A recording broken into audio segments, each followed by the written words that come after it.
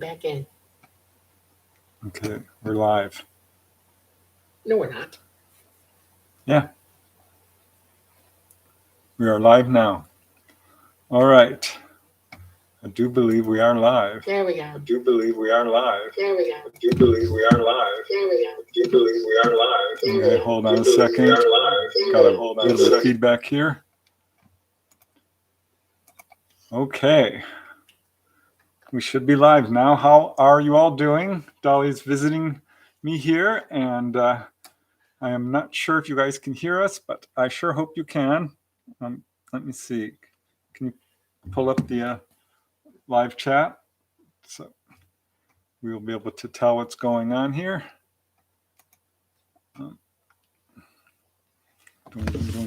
First time I've done this, guys, so please be patient with me. It's all good. They can hear us. Yay. Okay. All right. All right. Cool. What are you doing now? Okay. All right. I was just changing the screen so I could see the chat. Okay. All right. Thank you all for joining us. And Dolly is here with me live. I'm so excited. As you know, Dolly is the subject of my book, Symmetry, a true UFO adventure. She's had a lifetime of experiences with ETs. And for those of you who don't know her story, I'll just say it real briefly because I do want to get to the questions. I see a lot of you here. Dolly was born in 1958 and has had experiences her whole life, starting really when she was just a few months old. She recalls being lifted up out of her crib. She had an experience at age 6 where she met her main liaison, a tall gray who introduced herself as Mama. And Dolly was taken on board, and that was really the first time she fully remembered it. And at age 14, she had a UFO drop down behind her house, and she saw little grays poking out through the windows there, little portholes. And next thing she knew, her room was filling with light. She's diving under her bed. She had missing time, but the next morning said that's enough of this. She woke up with someone else's pajamas on, inside out and backwards, and decided that she had enough of missing time and not figuring out what's going on, and recalled being taken on board and had a long involved experience. A lot of you probably already have heard this. I'm hoping that you've all seen the first few interviews I've done with Dolly, 1 through 5, I think it is. Yes. So today, basically, we're just going to try and fill in the blanks by answering all of your questions. I want to say hi to a bunch of you here. Aunt Linda, I recognize your name. Andrew, Auspex, Barber, Becky, thank you for joining us. Jacket Benoit, I probably screwed that up, even though I kind of speak French. That sounds like a French name. Carrie Bell, Carol, Chapa, I recognize your name. Sid's Nest. Oh, Dr. Gale, hi. Dude from Texas, yay. Ray Troll, Fun Talks. Wow, there's a lot of you guys. James Fox, Jack Holroyd, KT, Logan, Melissa, Michael. Michael, thanks so much for joining us. Yes, and hi, Kaylee. Pissed Offerman, Real Badger. Oh, SD, hi. I'm so glad you made it. Salvador, Sharon, Sissy, Special Forces, Susie Farrell, TDW USA, Valerie Dennison. Hey, that's very close to my sister's name, Valerie Dennett. We are all vultures. Hey, hi. Stu Fracas, Susie Farrell, I think I already mentioned you. Wendy, Woodland Goblin, Javier. Oh my goodness, there's a lot of you. I am nervous now. Okay, well, let's just get started. And I think we'll just go down the list of questions, which we have. Okay. I can switch over to here if you want. No. Okay. I'm going to start with the earliest ones that I can find. Question: are there more than one species of grays? I've heard that some are like organic robots, while dollies seem to be soul inhabited. Okay. How do you want to do this? All right. So there is a type of gray that they're little short guys. They're just under 3.5 feet tall. They're AI. That means autonomous intelligence or artificial intelligence. I would describe them more autonomous in that they can carry out tasks without being lurked over. They are somewhat able to make up their mind about how they want to proceed with things. They have very good intelligence, these particular AI. They look just like the short grays, and they are very small. They're easily torn up or broken. They're stick-like almost, childlike. They have really big heads. They have big eyes as well. They also wear lenses in their eyes when they're on this planet because our light is too much for them. Their eyes are so that they see the same light that most of the gray uh, ethnicities do see. They see more in the ultraviolet light as well as uh, I'm having a fun time with this. I've got so much in my mind. Anyways, they see full spectrum light, so they have to wear lenses or they'll go blind too. These are the main grays? The Or little AI grays. Little AI Yeah. grays. They are biological in that their systems run biologically, like photosynthesis kind of sort of is a little more advanced than that. We can switch them off. They stack up like cordwood when they're not in use, and they do all the heavy work in space for everybody. They are the workers of BT. I guess their consensus. They call themselves a consensus of beings together. They work together. Um, there are tall grays who range from about 5.5 feet all the way up to almost 7 feet tall. They're like us with different heights. There's another type of gray from another sector in our galaxy that have they're shorter. They don't have the full height on them that the others do, and they have 3 fingers instead of 4. When they're here doing things, they wear prosthesis on their fingers to give them more manipulation while they're here. And then there are another ethnicity of gray that are almost human looking, kind of. They do have 4 fingers, but they have more of the human facial features. Their heads are not as big. Their eyes don't wrap around as well. If you've seen somebody on Earth who looks a little odd to you, that might be one of them. And then there are the really, really short grays who are almost midget-like, and they range from 4 feet down to almost 3 feet. And their skin type is bluish color and troll-like, I guess. And they are very sweet. They're very intelligent, and they've helped humans more than you know. They stay here quite a bit, and that's how they hang out. Are the AI grays also telepathic? Yes, they're absolutely. They're made telepathic. We have, because of back engineering, the governments of the world now have the ability to listen to you think because they've developed a type of telepathy through their AI here. And they have a supercomputer, a quantum computer that is actually using that now. Yeah. What's the tallest gray you've ever seen? 7 feet, 7.5 feet tall. And it would be Mama's brother. I met him. He's older than her by quite a lot. She's about 825, give or take, and he is closer to 1,000 years old, and he is almost 8 feet tall. Wow. All right. Anything else you want to add to that? Nope. All right. I lost your thing on the phone, so I'm going to have to use this one. Okay. So I'll just ask. All right, here you go. All right. Well, I have it right here, so Okay. as long as you just keep looking at the camera, we should be fine. Okay. All right. So here's the question from Jasmine, and she says, "Hi, I saw a flying saucer twice in one night in the 70s. Does that mean anything?" I would say yes. If you saw it twice, it's showing itself Right. to you on purpose. Right. This is a 2-part question. How close was it? I wish I knew. People see things, craft that are in space, and they're the more the dot that you see, and you can see them flare. They don't flare in our atmosphere because it's they're too hot that way. It's too dangerous for us if they flare in our atmosphere. So if you see one, light up, suddenly flare, and then back down in light, that means it's outside our atmosphere, and you're looking at it that high up. If you see one in our atmosphere, you're probably going to see the corona of it, depending on its height and how much power it's using, anywhere from gold to blue, sometimes a little yellow, and then silver, the color of the craft itself. The closer to the ground, the more you'll see the detail of the craft itself, and it'll be metal looking. So, yeah, but seeing one always means something because they know right. that when you are looking at them, and I Yes. think, my opinion, they're doing it on purpose. Yep. They Seeing do. one twice is definitely significant. And going to the second part of your question, Jasmine, and this is a good one.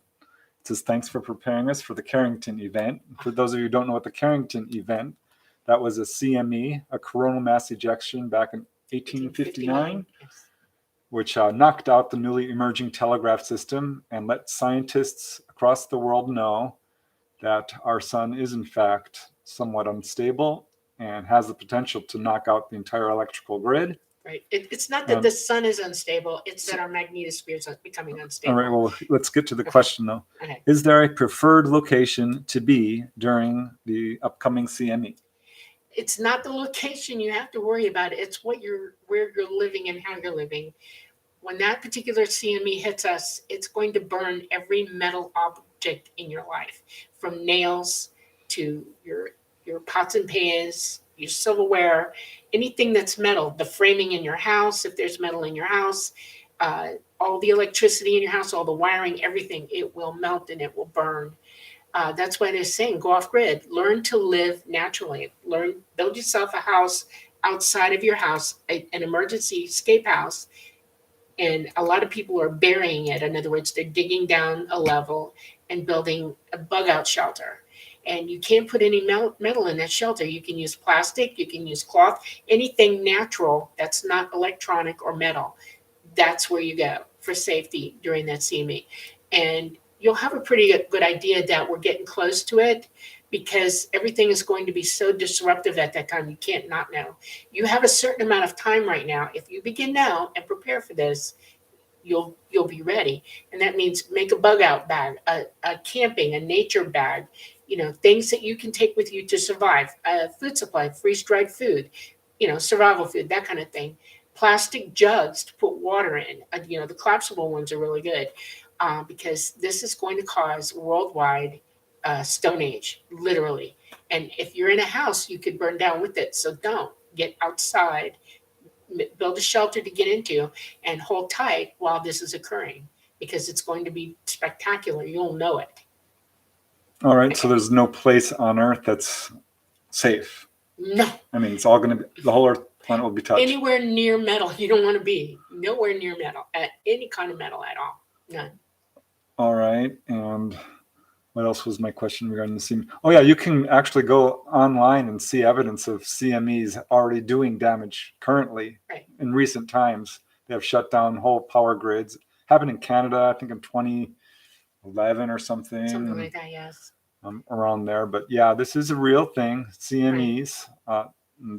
I'll give you the most recent example. SpaceX was sending some satellites up. This was about a year ago. And there were multiples of them. And as they were going up, 3 or 4 of them never made it. They exploded in midair because they were hit by that radiation, that pulse, coronal mass ejection radiation, and it blew them to smithereens, just blew them up. And NASA will tell you the truth about that we had a solar flare, and that was why. It's serious. Okay, here's another question. This is a good one, and it's going to be a mouthful. So, because we did cover this in the book, but Chandra Paul is asking, what are the planets you have visited in and outside of our galaxy, and are plants on the other planets similar to Earth's? Okay. Okay, let me preface this by saying that everything that lives has DNA. Even plants have DNA. Animals have DNA. We have DNA. They have DNA. Any livable environment throughout our entire galaxy has DNA in it, that if it's alive. So planets that I've been on outside of this planet have flora and fauna, very similar in some ways and then very different in some ways. The less gravity that I've encountered has bigger flora and fauna. The plants grow bigger. Trees are huge, massive. The animals tend to grow bigger as well. They evolve into that environment. They handle it quite well, being in less G than we are. Ferns is a big big constant throughout everywhere that I've ever gone. All kinds of ferns, you name it, there's a fern somewhere in this universe. Some of them they're big, some of them are like, traps. They trap bugs, or they eat them like, plants. What's the biggest fern you've ever seen? The biggest fern I've ever seen is bigger than the house I live in right now. All right. I mean, just one plant that big. So yeah. So plants are pretty much the same, similar to Earth's? Yeah, very similar. Just they configured a little bit differently. They look, some of them, but ferns are the ones that I see the most. The Fibonacci sequence. All flowers have the Fibonacci in them. That's Are there any man-eating plants? Yes. Really? Yes. Venus flytraps eat bugs, right? Can you imagine one big enough to eat a human being? They exist. Yes. Do they eat like small animals or yes. big animals? Uh-huh. Yeah. All right. So he's asking, what are the planets you visited? It's not really eating. They trap them and then they digest them and then they use their. So there are plants that are completely different from here, I would assume, as well. Yes. Yes. Yeah. Are there glowing plants? Yeah. Phosphorescence. Yes. Yeah. Absolutely. Biological luminescence. Yes. That is a constant throughout the universe. Also, it's a tactic that plants or animals use to identify themselves as possibly dangerous or they need the light. And so this is why I wanted to do a Q&A, because we covered some of this in the book. Dolly did go to a planet which she calls the tree world, or the learning world, which is basically the Gray's home world, and she describes trees that are very tall, like skyscrapers. And if you look at Devil's Tower in Wyoming, many people think that's a tree, and Dolly says, yeah, tree stump. That's what's tree left stump. Of it. That's right. There's other examples of that around the world. Mexico has got a bunch of them. South America. Yeah, and she went to a water world once. We went into that in the book. These are the ones she's landed on. She's been able to visit a lot. She went and visited a lot of the planets in the solar system. Didn't land on any, right, except for the moon? Okay, well, I landed on the moon, but I never went out on the moon. I just landed on it. I've never gone in. There is a base, but I never went into the base. I've always just, parked and wait for somebody to come on board. Other planets, there's a planet, the water world, that I love. It's in the Delphi system, and it is beautiful, gorgeous. The planet is mostly covered in water, but it does have land masses. They're just very small, like Hawaiian Islands, that kind of thing. And I met the people that live there, and they're Polynesian in ethnicity. And I have a really good friend there. Her name is Micha. And so I contact and communicate with her from time to time. I've been to planets that are desert, dying, getting ready to, de-evolve. No, we did do a video on this. This is worlds I have seen. Right. So we go into more details. Is there any planet you didn't cover in that video? Mm-hmm. All right. Yeah.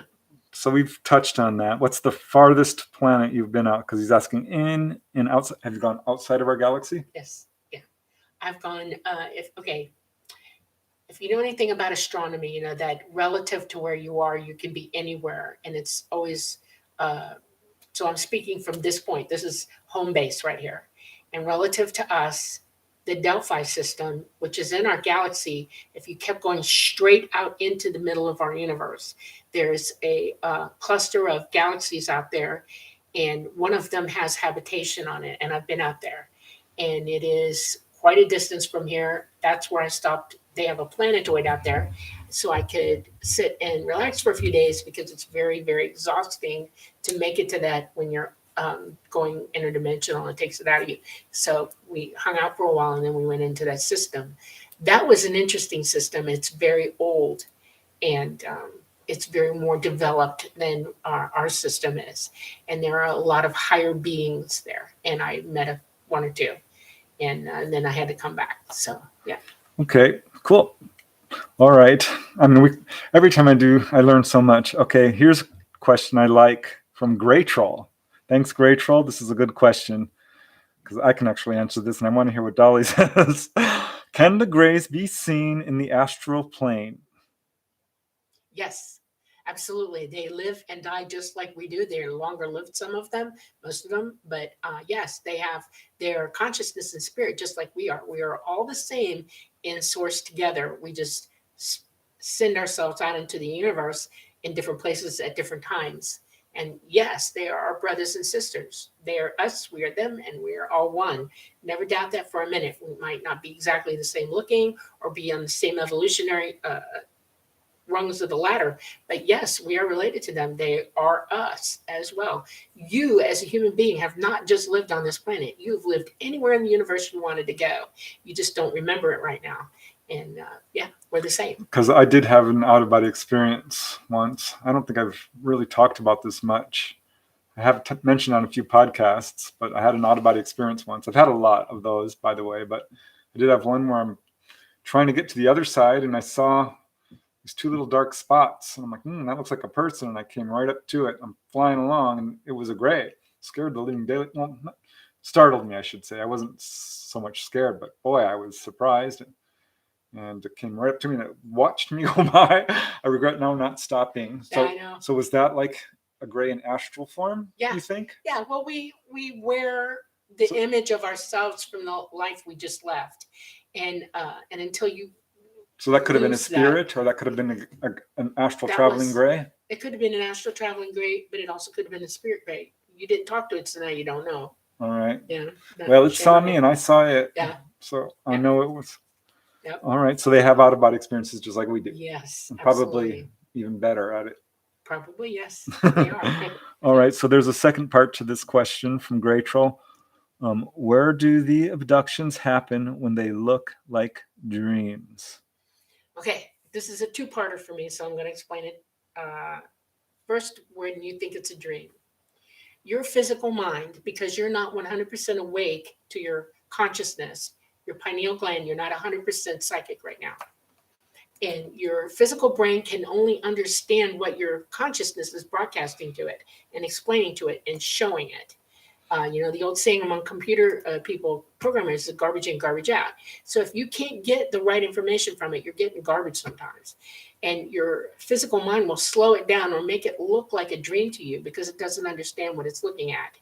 And computers can become confused about things. And this is one of the human conditions that the Greys are very well aware of, because you think you're dreaming this and you go into that dreamlike state, that stupor state, that your memory isn't going to attach to it because it can't lay a foundation for that memory to go into your hippocampus properly. And it will dissolve very rapidly. When you have a dream at night, when you wake up, you try to hold on to the dream.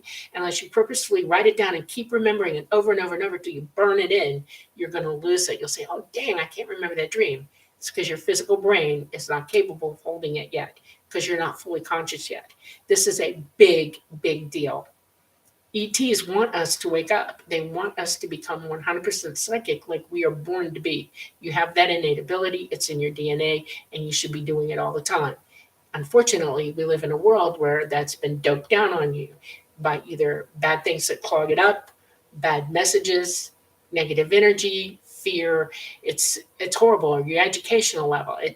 So in short, what you're saying is when people sometimes have an experience, they're just remembering it as a dream. Yes, that's all their brain is capable of doing. And you wipe it out according to how much fear you have, or your comfort level with that memory will just dissolve it, let it go. But it's not a dream. They're physically being taken. Yes, and it's not abduction. Please don't use that word anymore. I hate that word. You are contacted. This is a contact. It has nothing to do with being abducted. Abducted people are not brought home. Okay? Are people having contact in the dream state, though? Astrally? Can happen, yes. Absolutely. Contact is happening to you in a myriad of ways. You can astral project at night while you're sleeping. That is in the dream state because you're not conscious to remember it. But it can also be that you're physically contacted and your brain becomes into a dreamlike state. It can't understand it, so it's putting you in that paradigm because it just doesn't make sense out of it. And I think this is also, not to complicate the issue, but people do remember prior experiences in a current dream. Right. Like Betty Hill would be an example. She had an onboard experience, and in the days and weeks that followed, she kept dreaming and dreaming and dreaming the whole scenario, right, which wasn't happening live, but the dream was absolutely accurate. It was actually more detailed than her hypnosis in some ways. Right. I want to give you the reason why hypnosis works for some people. The process of hypnosis is the same process your brain connect to your consciousness works. You have somebody with you who's your higher conscious. You call it your hypnotist, okay? And you're here and you're brought it down into a calm, focused state of mind, okay? Your consciousness or the hypnotist is focusing you to the point that it can hear that, and you're brought into that memory and you recall it. That's how our minds are set up to work properly. You can also be suggested by a hypnotist into remembering the wrong thing, so you got to be careful with that. But that's the process. Your consciousness is really who you are. You're thinking from that. Your consciousness talks to you all the time, but you don't always listen. And at night, it's trying really hard to get your attention, but your physical mind is recording like a computer everything that it's learning physically. But your psychic ability, your mental ability can also learn from outside of the physical body, and that's what you're missing. There's the disconnect with you. So that's why. Okay. All right, ready for the next one? Yes. Okay, this one comes, there's a few comments here. Someone saw a TR3B, came slowly over the house, defying all logic and physics. This is Chapa Reed, staggeringly huge. You saw one once. I've seen multiples. Yeah. Okay, I don't know if I've ever seen one. Thanks for the nice compliments, you guys. That's really awesome. But let's get to the next question, which comes from Javier. And here is the question, and this is a big one. Question is, how soon will the impending Earth catastrophe occur? Less than a year, or maybe within 5 years, or sooner? Right now, we are on course with our sun heating up. We're in a slow period right now. Our sun is in a brief phase exactly today where it's calmed down a little bit. But by the end of this month, its energy is going to uptick. And every single month while it's in solar maximum, it'll go up and down in its energy levels. And uptick is when solar flaring becomes very, very frequent, and the magnitude of them gets higher and higher and higher. It's not so much the sun that's the problem, it's our magnetosphere. It's going down, our poles are excursioning, okay? And the resonance of our magnetosphere is not strong enough to deflect off what the sun is pounding us with. It is letting things in, and it has been over a period of 100 years. It's been getting worse. It went from nominal, all things are okay in a few incidences, to now it's almost every bloody day. When the CME erupts on the sun, a solar mass ejection, okay? Coronal, yes, it's still solar. Yeah. That pushes plasma directed at Earth if it's aiming at Earth. That plasma is also being amplified by electromagnetic current sheet that we are physically, our entire solar system is going through. That's why we're having problems right now. One of the things that ignited this situation, because our magnetosphere is down and it's letting these energies in at literally opening up to do that, a little teeny C-class flare is turning into an M-class or an X-class. It's the X-class we need to worry about. And if it's amplified by a coronal whole stream, which is an energy stream coming straight from the sun, aimed directly at us, it will fry us. So when? Okay. The way things are happening right now, and unfortunately, this is not easy for me to tell you all because it could happen any day, or it can take up to 2 years from now, not more than 2 years. When this happens, a whole slew of events are going to happen rapidly after that. Once that happens and we lose worldwide grid and chaos ensues, and we're having to try to relearn how to live, the sun has now taken on tons of solar dust from this electromagnetic current that's brought it all in with it. Plasma dust, it has been accumulating on the surface of our sun, and it's getting thicker and thicker and thicker. You will eventually start to see, and most people know that the light is different on the sun because it's already taken a ton of this dust now. You walk outside and you go, God, the sun is just so weird. What's up? It feels like we're being fried a little bit. That's true, you are, because this is building up on the surface.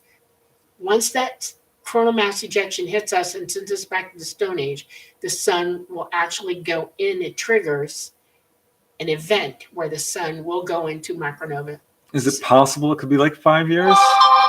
No, you've got 2 years, outside 2 years. Any time from now for 2 years before but that isn't happens. it hard to predict something that's such a geological event? I mean, it's so unstable. It's not theological, it's real. This is a hardwired event. We are more than due for it. We're losing time here with this. And this is why the ETs are not here now. Correct. They cannot fly in our atmosphere at all because our field lines are so unpredictable now. They power up, they power down, they disappear, they move from side to side because the sun is not, our magnetosphere is no longer stable. And they have bugged out for that reason. I will give you reason number one example. Those satellites that blew up in midair, what do you think is happening to ET when they crash? Why do you think you see them blow up, or you see contrails coming off them, big smoky ones? They're being fried by it. They can't take it either. And they have not just left our solar system, they have left and gone to the other side of our galaxy to get away from us because it's that bad. The only thing that's here right now is us and our crazy governments and all their back engineered stuff. So watch out. Well, I know this is a big event and this is a lot for people to swallow, but I think it's good news, honestly, because look at the state of the world and just think, when this happens, the grid goes down and there's no cell phones, well, guess what? There's a lot of things that there won't be, like taxes and wars. Yeah, and there'll be, we'll be moving much more quickly towards open official contact, and ET's actually coming down.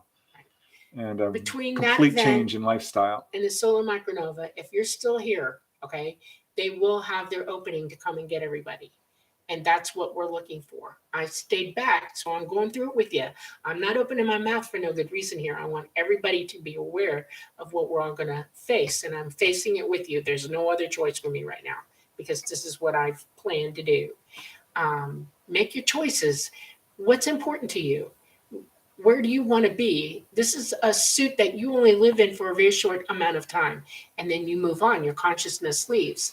Do you want to leave fully intact and conscious of who you really are, what you are, and why you are, so that when you make the move to either leave here physically or go with ET, you have that choice. You have that opportunity to be calm and enjoy what life you're living now, because that's important too.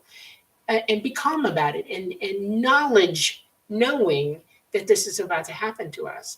You came here for this reason in the first place too. You weren't born here for no good reason. You knew this was coming when you came here.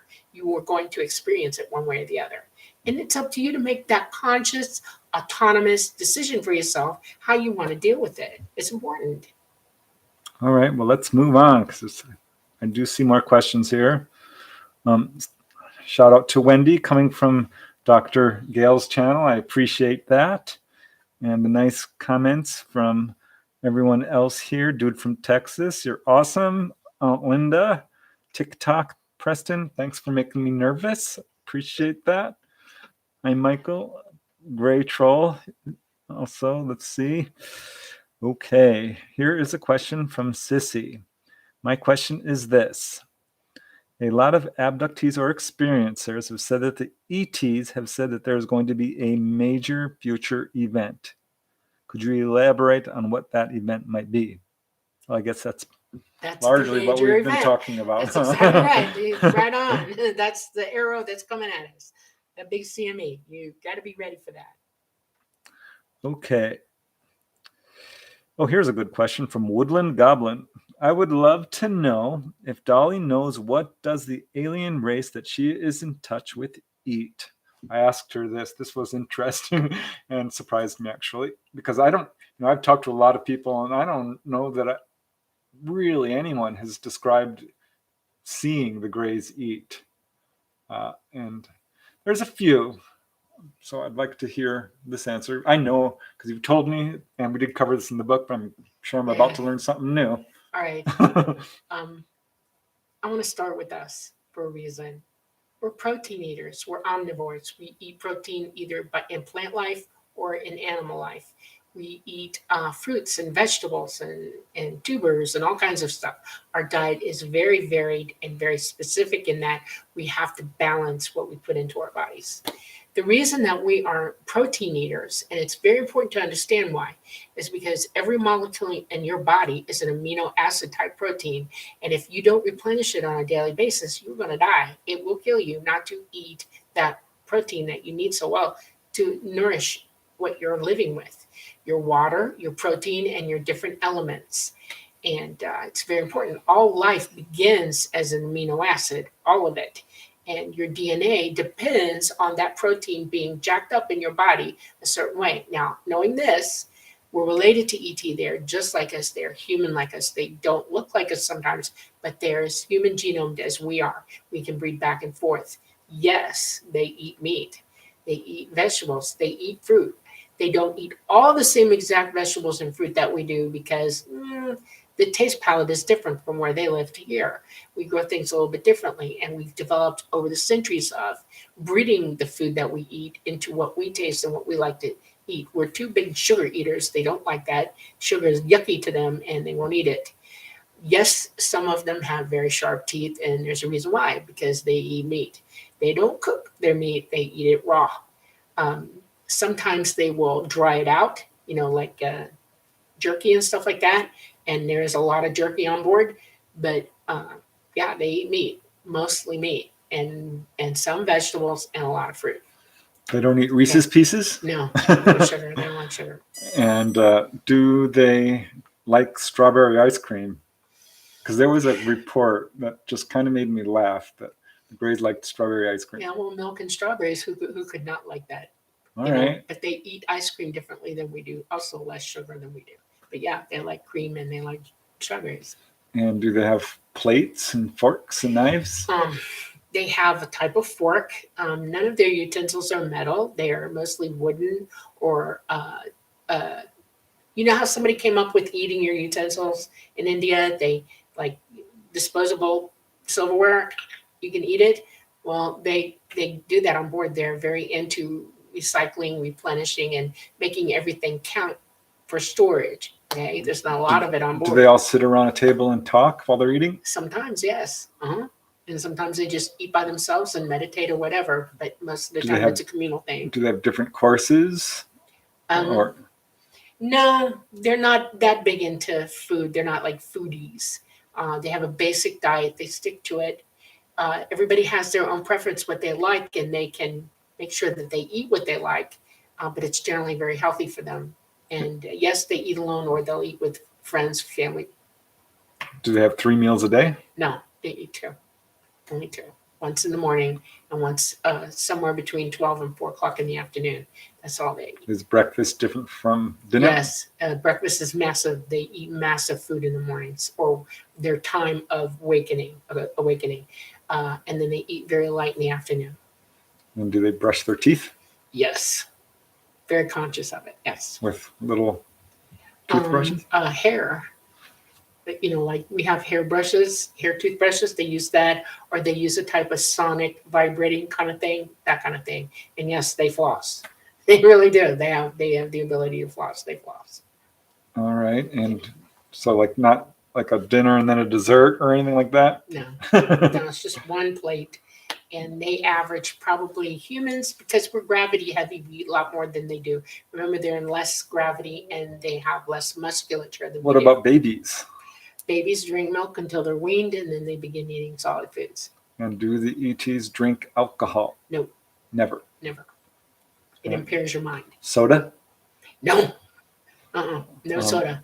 Water, juice, milk. Oh, okay. I will admit they have one thing that they do love. They're coffee drinkers. They love coffee. Oh my God, they love coffee. Yep. Okay. Yep. Now, there are a few reports of people saying that they've held the little hybrid babies and the Greys instructed them to rub like a lotion on them. And they said this is nourishment. Is that a way that the babies eat? No. They actually So that's eat. probably something else that's going on there. Yes, there's something else going on. They misunderstood what they were saying. Okay. Well, that sure is interesting. Okay, this next question is from SD Melcher. And I don't think you can answer this, Dolly, because this was from a video I actually did, hoping we can find out what the symbols were that were given to the Mexican farmer that grew huge veggies. So what you'll want to do, if you're wondering what the heck I'm talking about here, is check out my video, ETs and Fertilizer, because that talked about the fact that Betty and Barney Hill had a bag of fertilizer, and this really interested the researchers in their case, because apparently they said there was a connection there, and I did find a few connections. It was pretty loose. There was another case where ETs came down and questioned a guy about his fertilizer in his field and actually took a bag of fertilizer. And I found cases where they're hovering over fertilizer plants. So there's clearly some interest in there. And there was a case that I included in this video, ETs and fertilizer, about a Mexican farmer who got internationally famous for growing supersized vegetables. And no one could figure out how he was doing it because they were watching him. And he wasn't using any special fertilizer or seeds, but was apparently, and he said, and this is basically just anecdotal, that he was given a formula. And if you track this story down, it's apparently symbols that he would concentrate on and basically meditating over seeds. So this was apparently duplicated in France and a couple of other places. The Mexican government tried to duplicate it and couldn't. But you can see the evidence of this in his supersized vegetables. It's a very strange and unique story, which I thought was interesting because there are pictures of these supersized vegetables. You can see them on the video I did. Okay. But can I give you all a little science lesson real quick? Have any of you seen giant pumpkins, giant squash that farmers grow? It seems to be farmers love to grow the biggest vegetables they possibly can, and they all know the secret to it. And that is when you get a breed of vegetable that you've worked hard to cultivate and mix with other kinds, you breed them back and forth with one another, which is actually breeding back and forth, different pollinating situations, a vegetable that will get ginormous. And then you take those seeds and you breed them again and again and again until you have giant pumpkin seeds, or you have giant squash seeds, or you have giant flower seeds, or whatever. It is our ability to make things bigger. Dogs, for instance, dogs were very small way back when, and breeding brought them up to Great Dane size and Mastiff size, and also Chihuahua size. Yeah, I looked this up, by the way. Yes. There are people who are growing giant vegetables. He was doing all of them. Yeah, he was a smart cookie. He had something going on. Yes, he did. He had just if you look at, I mean, it's an interesting video. I would suggest watching that, but no, Dolly doesn't really know about that case in specifically. So here's the next question from Woodland Goblin. Thank you. And is Dolly communicating with the Nordics? I hate that name, Nordics, but I call them human looking because they're not all white skinned and Nordic looking, but they're okay. Well, I'm going to give you a hint to my DNA. Okay, I am Nordic. I have Norwegian. I am Swedish, Faria. I am Danish. I am Samic. I am Russian. I am Herzegovinian, Czechoslovakian. I am Russian. I am Polish. I'm Prussian. These are all the Nordic people of the North, and y'all are mixing them in with a ethnicity of ET that very much look like us. Do we have some? We have some of that DNA, and it's expressed out in our Nordic DNA? Yes. They look just like us, some of them. Yes.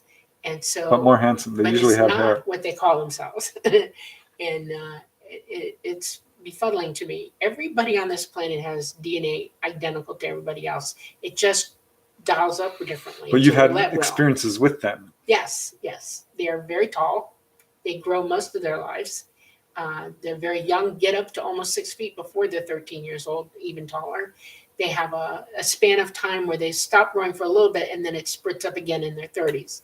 They are massively big people. They have big bones. They have long bones. It's almost the type of giant gene that they carry. And I'm thinking maybe because of breeding back and forth with us for the eons, that's where the giant race did really come from them. Okay, so what else do you want to know? Very cool. We have a pretty big audience, 160 people. Okay. Very cool, guys.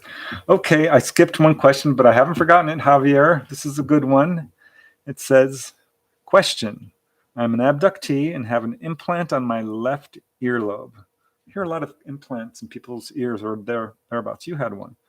I was wondering if ETs use implants perhaps to help them transport some of us away from Earth during the catastrophe. No. Your implants are monitoring literally your health. If you get exposed to radiation more, they're more likely to implant you because they're watching your DNA and your body as it functions and stuff. It's not a GPS. They can find you without an implant. Trust me, they know where you are. I'll confirm that. Yeah. I know a lady who had her implant removed, and they came right back down and implanted her again. A lot of people have implants. They're innocuous. They're just to monitor your health and help them keep up with you. And that's it. That's the only reason why.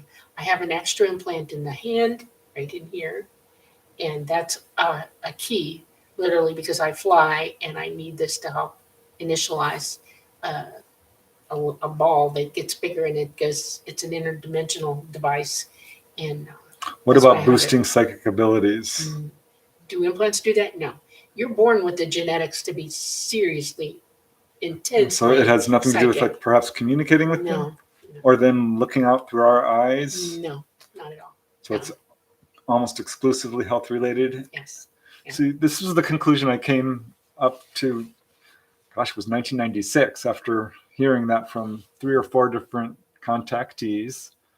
Wendy, a lady that's not a real name, was a lady I interviewed who was healed.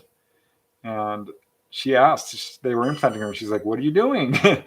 And they said, this is an implant. And she said, what is it for? She was very much awake, like Dolly is. And they said, this is to measure the levels of pollution in your body. And I found another case where they said, this is to boost your immune system. And another, that is to monitor your vitals so we know how well you're doing. This was well before I met Dolly. I know that I've read about this as well. There's a guy in England, Jason Andrews, who says, don't you dare remove my implant. I will never remove it because it is here to guard my health. I had another case where a lady sneezed her implant out and got very sick. And she was actually losing a lot of weight. It was this undiagnosed a blood disorder, not diabetes, but hypoglycemia. And she was reimplanted and she got all her weight back. She was fainting every day. So yeah, the more evidence I do on implants, the more I've come to learn that they are really all about health. So I think that is important. I do know a case of a guy who had an implant under his tooth, and he's wondering what it's for. It's kind of big. So they can, and it disappeared when they took the x-rays and came back. So they can do all kinds of things, can't they? Yeah, they can cloak. I have an implant in my thigh, and I can show it to people. I can let you feel it, palpate it, and everything. But every now and then, if you have a certain energy in your hand or whatever, it'll run from it. If you that type of energy, it won't tolerate, and it goes deeper into my leg. I can feel it, and it's like, okay, stop, move your hand. It doesn't want you to touch it. And, there's a lot of speculation about implants, and I've heard people say everything from tracking is the big thing, and I'm like, no, I'm not so sure, because there was another guy who asked, are you tracking by my implant? And they said no. Each person gives off a thing. They didn't say fingerprint, but a vibrational signature. Your brain, everybody's brain waves are unique, like fingerprints. We all think in alpha, beta, theta, gamma, delta, and you transmit in that. That's what psychic is meaning. You can transmit from your own mind, physical mind, as well as your consciousness has the same transmitting signature, and they can identify you that way, and they can pick you up that way.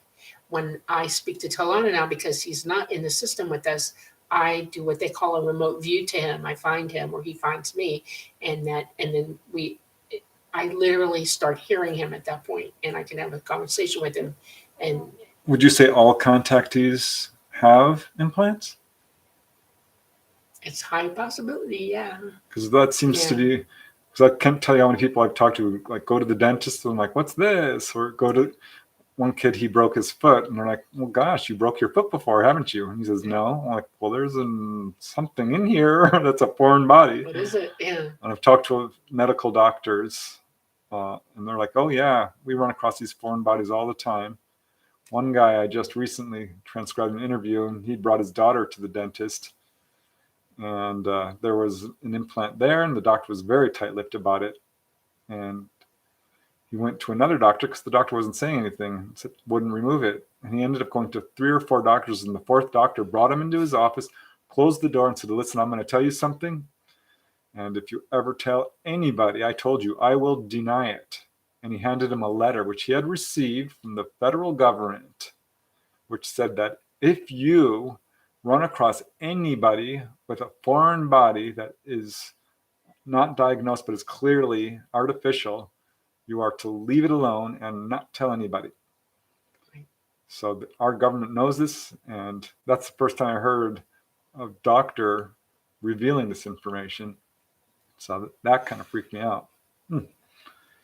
Okay, well, let's see if we can find another good question. There's lots of really nice comments here. Oh my gosh, these are all from the beginning. We haven't even gotten to, you gotta go way down to the start. Okay, people are saying hello, hello, hello. It's all good. Hey guys. Oh, these are such nice comments, you guys. Thanks. Let's see. Okay, here is a question from James Fox. And he says, "Hi, Dolly. Why were you allowed to retain your memory and go public with all this information?" Well, first of all, I'm not allowed to do. Nobody tells me what to do. I'm autonomous. I make my own decisions. Thank you. My memory is intact because I worked very hard for it. I literally worked for this. My psychic ability is never been tampered with. I was allowed to be psychic as a young person. I was never told by anybody in my family that it was wrong to be psychic. It freaked my mother out a little bit, but of course she was psychic also, and I played with it. I used it. I developed it on my own. What I wasn't was 100% wide open, intact, checking in with my own consciousness. And I knew it was there. I knew I was trying to be there with it, but I just hadn't figured out what it was, where the signal was. In other words, I don't know how to explain this. You know, when you throw a ball and you're really good at it and you just get it into the sweet spot, but to the catcher, it's that feeling. It's also the feeling of riding your bike over and over again and getting really good at it and knowing that you can do tricks on it. It's a reflexive act that suddenly switches on with you and you've got it. But it doesn't happen overnight, and it doesn't happen the first time. You have to work and work and work at it.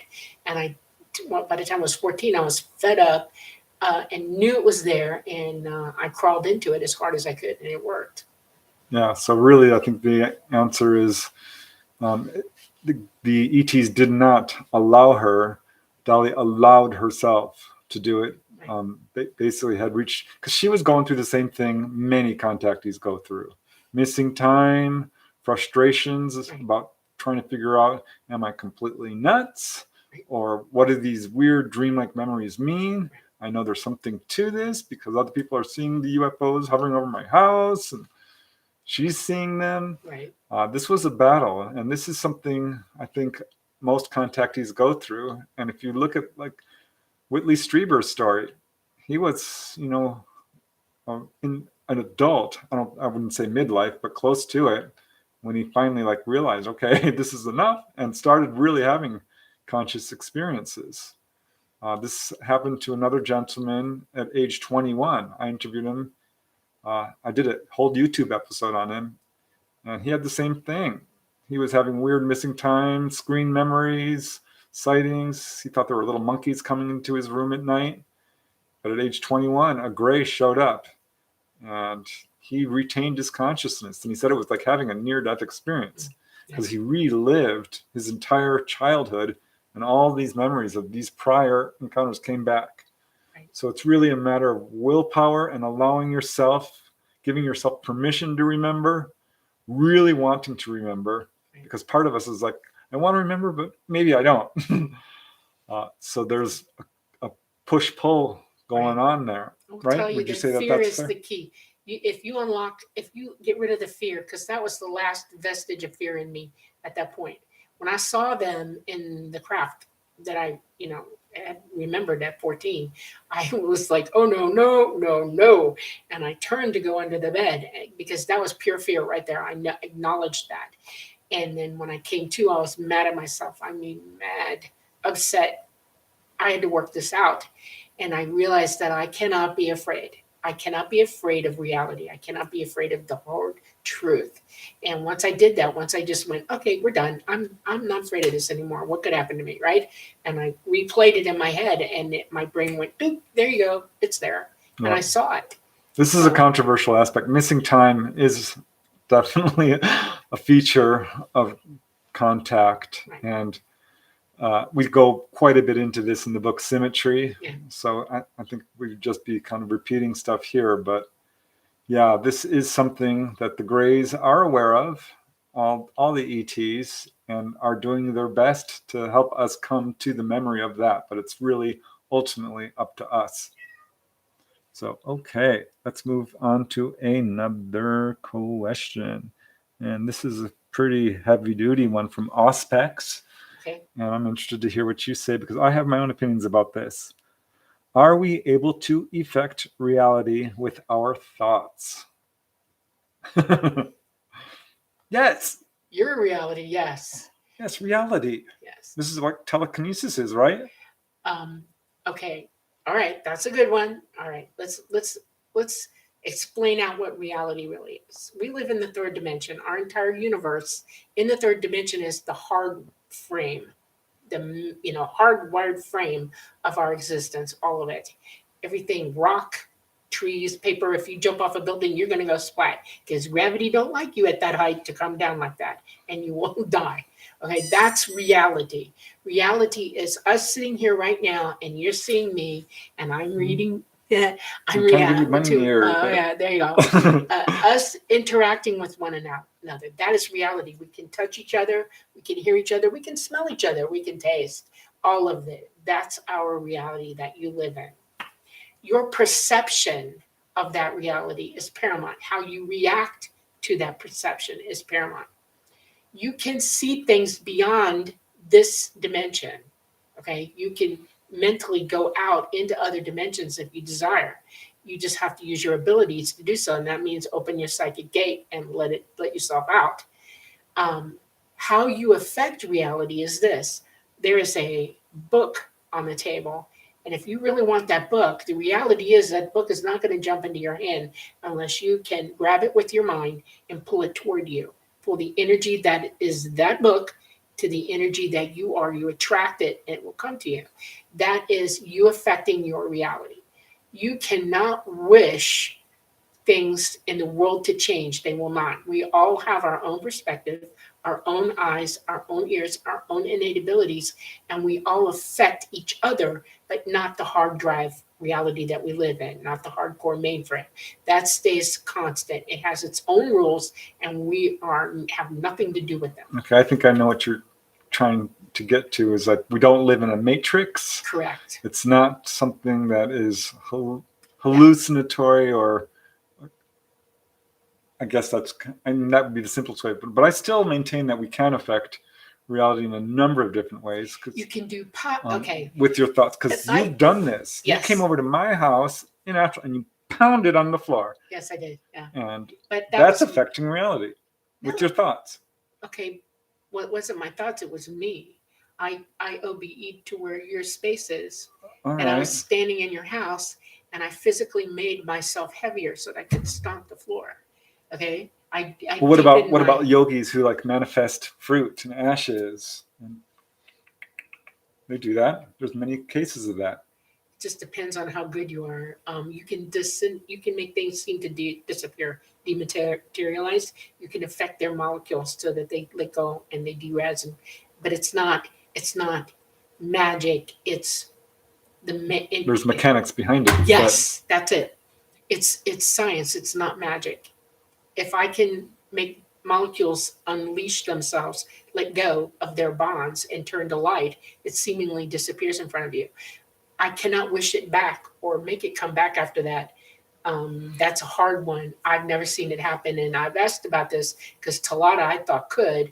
He said, no, if I disintegrate something, its molecules have left. I can't reorganize them back into what that object is. Talata, by the way, is the entity that indwells the ship that Dolly flies. Right. So I'm not sure how many questions we have, but we might have a whole lot more. Okay. But yeah, I mean, to a certain extent, you can affect reality. You're not going to change the laws of the universe, though. Correct. Yeah. We affect each other more than we do anything else, honestly. Our emotions are very powerful. And if we direct hate at somebody, they're going to feel it and react to you. That's altering reality. The reality of this person's mental state is your you're affecting it. That's why how you respond to negativity is paramount. You can affect yourself better than you can anything else in this universe. And that's what you need to begin with. That's where you're all sitting right now. That's one of the first lessons you need to employ and understand. Okay. All right. Forensics Mystic says, hello, Preston. Hello. And more howdies. And dude from Texas has got his popcorn. Share some with me. I love some. I haven't had popcorn in a while. Okay. Hello from New Zealand. Oh, that's amazing. We're live and clear in New Zealand. And in Texas. Very cool. Okay. Here's a good one. Okay. Sharon Martin says, hello. Are you allowed to take photos when on board a UFO? Thank you, Sharon, because I asked this too. It's not that I'm not allowed. If I could, I would, but I can't, so I don't. We're in an environment where massive energy is occurring. And I'm mostly in a very Faraday type environment, but I'm being EMP pulsed the entire time on a craft. The craft operates in electromagnetic graviton wave situation, and nothing electronic works. That's why we fly psychically and not with bells and whistles and little wires and stuff like that. They won't work on board. It's all light work. It's all psychic. So there's no way? No way. It would never work. Let me ask you a question. Has anybody in the federal government leaked a picture of the inside of one of those things? No. Yeah, allegedly there's a photograph of one going not inside, but taking a picture from outside in. And so there's a little, I don't know, I'll show it to you, but it's a tiny little chair. And it's not operating. Yeah, you could probably get it. If all its energy is down, you can. But why don't they do that? Why don't they just land, turn it off, and say, okay? I think that would be insane. Just saying, I wouldn't do it. And I'm a pilot. I would not deter myself from escaping the idiots on this planet for 1 second. So I'm not going to give you that opportunity. Sorry. Well, I can say that no one's I'm in control of the situation, not you. Okay. I don't know not one credible, legitimate case of anyone who's taken the picture of an inside of a craft. I'll even go you one further. When we come down to get you, people's cameras turn off. And that's because if you're in our line of sight of our gravitational wave effect, your camera's going to go out. It'll knock out all your electronic devices. We've knocked out entire neighborhoods. We knocked down an entire city once. Me, myself, and I flying. It's a horrible situation when it happens, and we try not to do it, but it does occur. The type of energy that we use will knock out your electricity. Do they have cameras of any kind? No, they don't need them. Why would they? Okay, just asking. Can't they give us a picture? They can't give us an image? That would be awesome. Mm-hmm. You're not scientifically up to them yet. They wouldn't. All right. You would understand what you're there certainly are a lot of Dolly. We did do a whole episode on Dolly's photographic evidence, by the way. She has gotten some really good photos from the outside. That's because Talata allowed it. Yeah, he came in close enough, and I've gotten a few drones and stuff like that. Yeah. All right. Well, that's a good question because no one has ever gotten the picture of an inside a UFO, as far as I know. I had to buy a new camera that had better zoom than any camera I ever had in my entire life, and he had to turn away from me from line of sight and bring it down so that I could see the craft itself. And then the night he came down when I was in at that con, the MegaCon, he came down within 2,000 feet of me. He did not come any closer than that. He would have knocked out that entire area if he had, because it's a very big craft and he has that much energy on it. So. All right. Okay. Well, we got some more highs here. Salvador Soto says, good evening.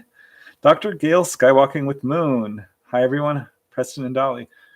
Hi, Dr. Gale. It was fun doing your show. Can't wait to do it again. We are all vultures. Gray Troll, Woodland Goblin. Oh my gosh, you guys, you are so nice. Let's see.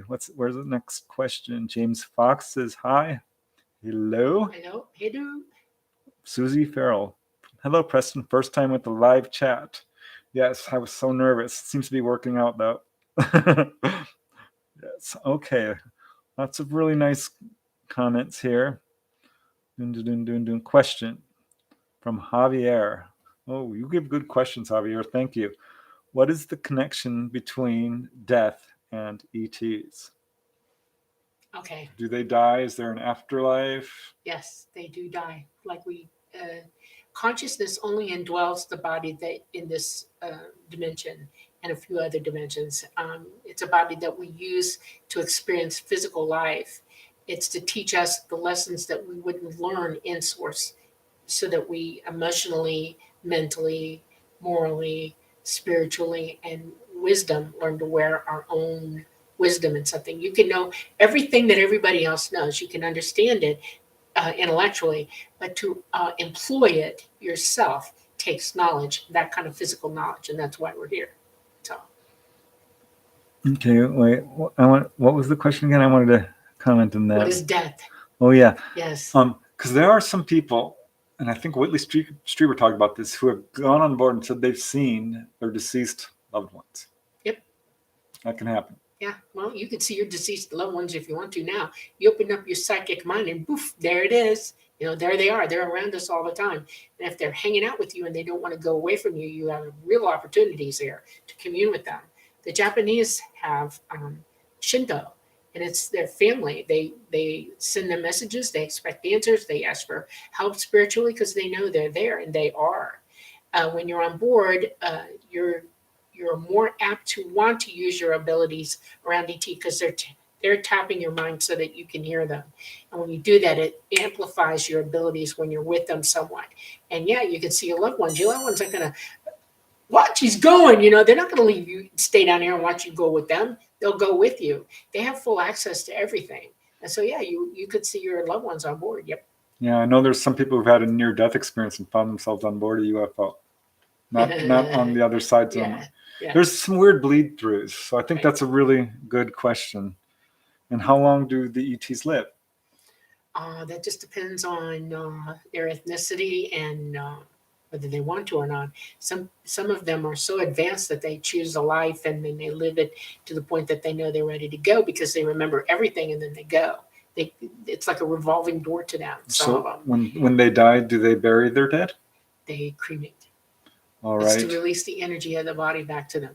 And do they grieve like we do and completely freak out when someone dies? No. Because they know that, I mean, they still have the connection between the astral. They do honor the life that you lived, and that's basically what they're celebrating is the life that you lived, and congratulating you or bidding this essence of you farewell. They will say farewell, but they'll follow you to the other side and send you off. It's like a bon voyage, you know. Let's go. Let's get you to the gate. And when a baby gray is born, this is just connected because birth and death are in, exit and entrance to the physical world. So when a baby gray is born into the physical, do they remember their past lives? It takes probably until they're about a year old before they are fully conscious of who they are. When you're born, you're very, very, you're having to get the brain that you're indwelling into up, My first memories of self, my consciousness, I can tell from my own personal experience, my first memories were at the age of 2, and I remembered several lives, rapidly remembered them. And one of them upset me, and I reacted to it for a while. It can help. Yep. So there's definitely a connection there. We could probably explore that subject more deeply, but there are more questions here. Mark Zhammer says, hello, Preston and Dolly. Hi, Mark. Thanks for joining us. Stu says, present. Yay. Sharon Comorn is here. Hi, Sharon. I recognize your name.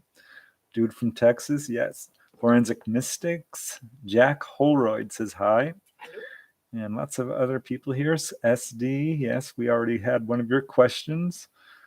Hi from Maryland, says Vera. Hi from, okay, let me see. Christine. Hello. Susie Farrell. Okay. Barbara, I will check out the UFO you emailed to me. Oh, look at that. Okay, here's a question from Andrew Nystrom. He says, thank you both. This is a 2 or 3 part question. 3 parts. Number 1, and I'm not sure if you can answer this or not, but I can elaborate on this question. I'd like to hear Dolly's take on the law of one, Q', etc. The law of one is a book that talks, it's channeled material about ETs, which says we are all basically one, and that each we go through these cycles, It's been a long time since I've read the book, so I'm sorry, guys. But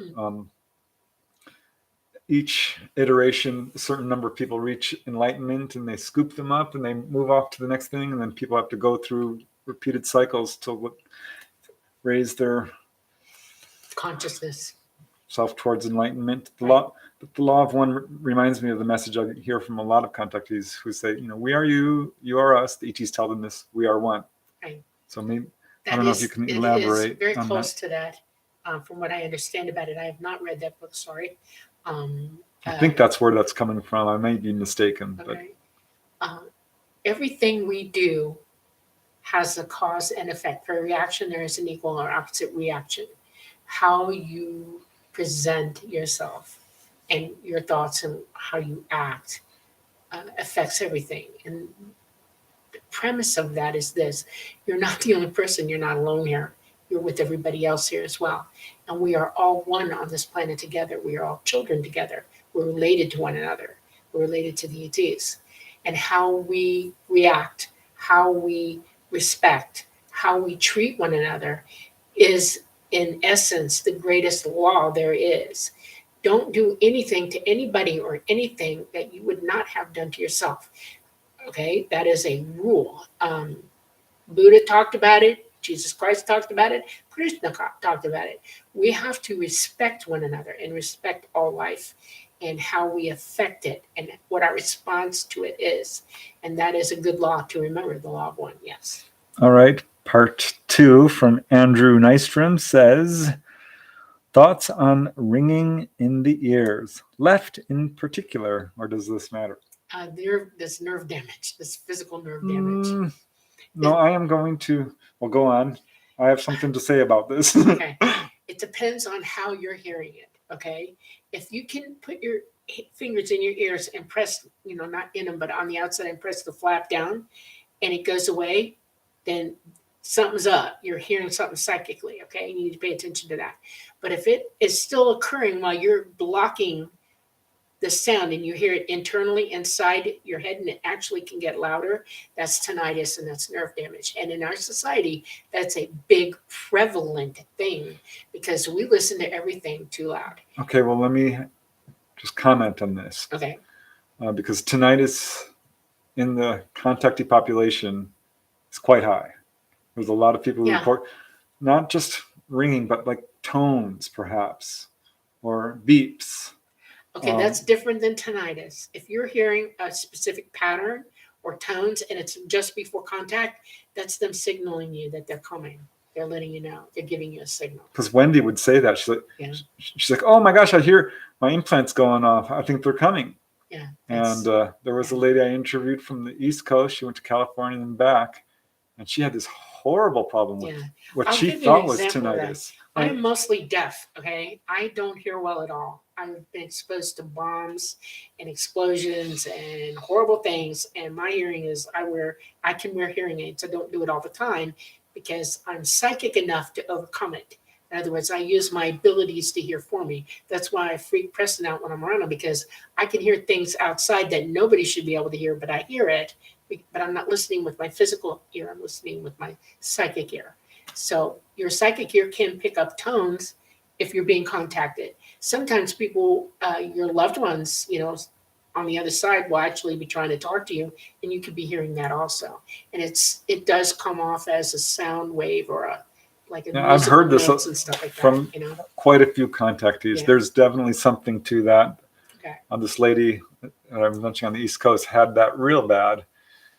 She ended up putting a magnet up to her ear, and it hurt. It apparently affected this implant, and she was eventually taken on board. I covered this in Gray Alien Named Sen. That's another YouTube episode here on this channel. And they basically told her that was her vibration that she was hearing. But this is something that I think that they do sometimes use to communicate. There was another guy I interviewed, a Marine officer, who said that they would go off whenever he was in a particularly emotional state or seeing something really traumatic on TV. And the lady I just mentioned from the East Coast, she noticed whenever she was intimate with her husband or doing anything involving strong emotions, that's when it would go off. And the ET said, well, yeah, because we are mapping your emotions. I don't think she had complete, full understanding of what was going on there, but yeah, there is a connection there for sure. So yeah, I'm not exactly sure what it is. And part 3, Andrew's question is, do situations get, quote, set up for people? Yes, I know people, if I may jump in, but you can comment on this. Okay. People who have been taken on board as little kids, put back in various areas of the country, and later met as adults. There's a ET dating service going on here. I am not kidding. This is true. No, I think my parents were in that. Yeah, my mom and dad met under very weird circumstances. My father's from, Wisconsin and Chicago areas. And my mom is in the deep South. And he joined the Army at 17 and wanted to do what he did. And he ended up in Columbus, Georgia at Fort Benning. And he went to church, though, in Columbus, Georgia. And it just happened to be my mother's church. He felt a compelling need to be there. Nobody understood because he had a church to go to on base. And they didn't like him going off base because of what he did. But he did anyway. He felt compelled. And then my mother was in the choir, and he felt like he needed to join the choir, and he did. And he never saw her from the front. He saw her from the back, and he just stared at the back of her head because he knew she was it somehow. One night she turned around and looked at him and went, oh, wow. Okay. And they were married 3 months later. I've got a lot of examples of exactly this sort of thing. Yeah. And I've experienced it myself. Stephen Greer came to LA, and I wasn't going to hear him speak because he charged $300. And I just wasn't making that kind of money where I could spend that. And the newspaper guy called me up and said, I have no idea why we're doing this, but we want to pay your way. And will you write an article for the newspaper? And he's like, I have no idea why we're doing this. We can't even afford it ourselves. But he apparently felt compelled, and it ended up being a big deal in my life, meeting Stephen Greer and joining CSETI and seeing UFOs. And I met a bunch of contactees and some really important people in my life through all of that. I mean, it just snowballed from there. That's just one incident of many. I'm going to say a big yes that they do set people up for the pathway that they're supposed to be on. Would you say that that's a fair statement? It's fair enough. All right. Okay. Cindy says hi from Georgia. Hello. Namaste from Las Cruces, New Mexico, says Rohana. Thank you.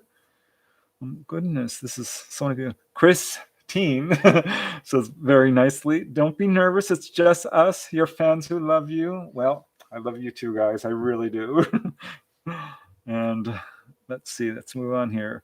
Preston drinks orange juice when he astral travels. Hey, Woodland Goblin. Yeah, I do. There's a reason for that, which you can read about in my book on that. Jan says hi from Colorado. All these really nice people here. Let's see. Dung, dung, dung, dung. Have you seen any ETs? This is from Hunters of the Paranormal. Have you seen any ETs that have brown skin with yellow eyes and black slits? I know of a few cases. Okay. Slits in the pupil or slits in the eyes? Yellow eyes with kind of black cat-like eyes. Yes, I have. And they're cats. They're cat-like beings. They're cat humanoids. And they come in all different flavors of colors and stuff like that. So do we. Some of them are short hair. Some of them are no hair, like a hairless cat. And yes, I have seen them. Yes. Oh, that's interesting because those people talk about those hairless cats as looking like ETs. Yeah, the case I remember was an ET. I think I covered it recently, running across the road in Arizona, if I remember correctly. And that's how the lady described it, as having dark skin and glowing yellow eyes. Okay, Jack Holroyd has a good question. And he says, fear. How can people control the fear they experience? That's a very good question. You have to know yourself really, really well and understand what it is you're afraid of. If you put a light on it, a mental light, and shine the light down on it and study it and examine what it actually is, you overcome the fear. If you understand it, know all that is knowable about it, then the fear dissipates. It's not a mean, easy thing to do. You have to be very calm about it.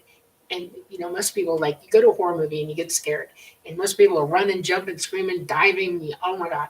And it's a practice of being in fear, and you don't know what that fear actually is. And then, but you shine a light on it and go, "This is ridiculous. There's no such thing as that. That can't happen to me. I've never had a ghost put a knife in my chest. Nothing has ever touched me like that. What am I afraid of?" And once you understand what it is and how it functions, the fear goes away. There is one fear that is universal, and that is the fear of being injured or killed. That is a normal fear. We all have it. People are afraid of falling. People are afraid of drowning. These are normal, innate fears that your brain teaches you to have. It's built into your system. So you do things in advance to prevent yourself from experiencing that fear or living through it. If you can't swim, learn to swim, or use a flotation device, or just don't get in the bloody water. If you're afraid of heights, don't climb to the roof. Don't go to cliff edges. That's not how you get over the fear. You get over the fear by understanding that you are in control of yourself and you can avoid it and push it away that way. Don't run blind away from things. Don't ever do that, because fear drives you. Well, don't people like get over the fear of spiders by exposing themselves to spiders? Yeah, we tried it on my cousin. She never did it.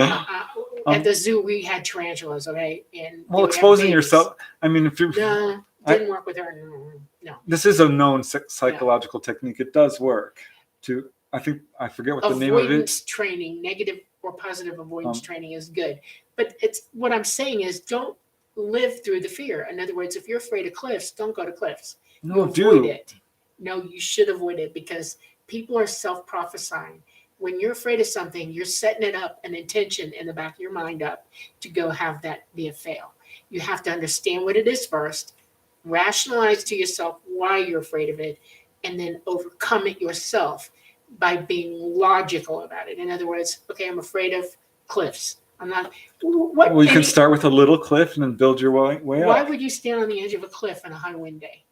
Why would you stand on the edge of a cliff? Because you want to get over your fear of falling.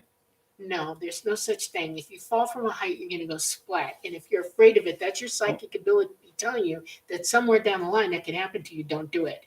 There's a connection between those two fears. Wendy, one lady I interviewed, was having this problem with fear of her encounters. Okay. And that's a different story. Well, that's something you can control. Yeah. Well, you can't control the cliff killing you. Okay. Right. But you can control how you feel about another person if you understand who that person is and what they mean to you. Okay. That is an unreasonable fear, and it's overcomable. Okay. Well, yeah. I think it's important that people face their fears. Because fear, like you say, it's just a biological response, really. It's a psychological response. Right. And if you understand it and see it, I mean, here's a good one for you, okay? We had somebody come on board with us. I guess he was 25. He's a young man, and he was stopped like this. He was afraid to move. His eyeballs were moving. The rest of them was, and I walked up to him, and I'm looking at him, and I said, "Hi," and he looked at me, and I said, "I'm human like you." And he went, "Okay." And I said, "You're going to pass out. You're not breathing." And he's like, "Okay, I'm breathing now." And I said, "Come sit down, relax. You're okay. Nothing's happening to you." He wasn't convinced yet. It took a while. That's why we walk them around the craft. We want them to get used to That's what they did to you. Yes. They want you to get used to them, physically touch them, communicate with them, learn that this person means you no harm, no physical harm whatsoever. So knowledge overcomes fear. There you go. You shine a light on it. You look at it critically. You hear it, see it, touch it, taste it, feel it, and emotionally impair. Take that barrier off of you and explore it. Well, I know contactees who have had this problem. They just slowly got used to it. That can happen too. Like Wendy, the lady I interviewed, she was terrified. She jumped up and kicked one in the neck, and she was just running around. Couldn't sleep at night, kept the lights on, put up booby traps. That's your mind creating a situation that doesn't exist. Well, no, she was scared of contact, and it kept happening. I just said it. She's creating a situation in her mind that she couldn't overcome, and she made it worse, exacerbated it by her own mind, her own thoughts. But she slowly got used to it, and she says, "Okay," because one came in the house, and she heard it, and she said, "Stop!" because she was feeling fear, and it did. She says, I know you're there. Okay, you can come around the corner. And I think I'm ready now. And this hand came out and it curled around the door, and she screamed. She says, I'm not ready. Go. And it did. It was funny to me. But yeah, that's a good question, because fear is a big deal. We did go into this in the book about how Dolly is on board and people react in every way you can imagine. They fight, they flight, they're looking for doors, they faint dead away, they will soil themselves, throw up, all of it. Searching and the whole thing. So I think the best thing to do is recognize that you're going to be fine. This is what the ETs will always say: do not be afraid, no harm will come to you. It's a big deal. It is hard for us, isn't it? We're steeped in fear. Yep. Hi. Okay, here's a question from, hi, Renee. Nice to see you here. Here's a question from James Fox, and I don't think you know of this case. Have you heard of the Venetian Valiant Thor that came here in 1957? Dolly's kind of stayed out of the UFO field on the instruction from the ETs because of a lot of the misinformation and fear surrounding the subject. Don't know if you know the story of Valiant Thor, but I'm starting to become aware of it. Yes. He's a human-looking ET who allegedly landed in 1957 and requested to be taken to the White House. And it's a long story.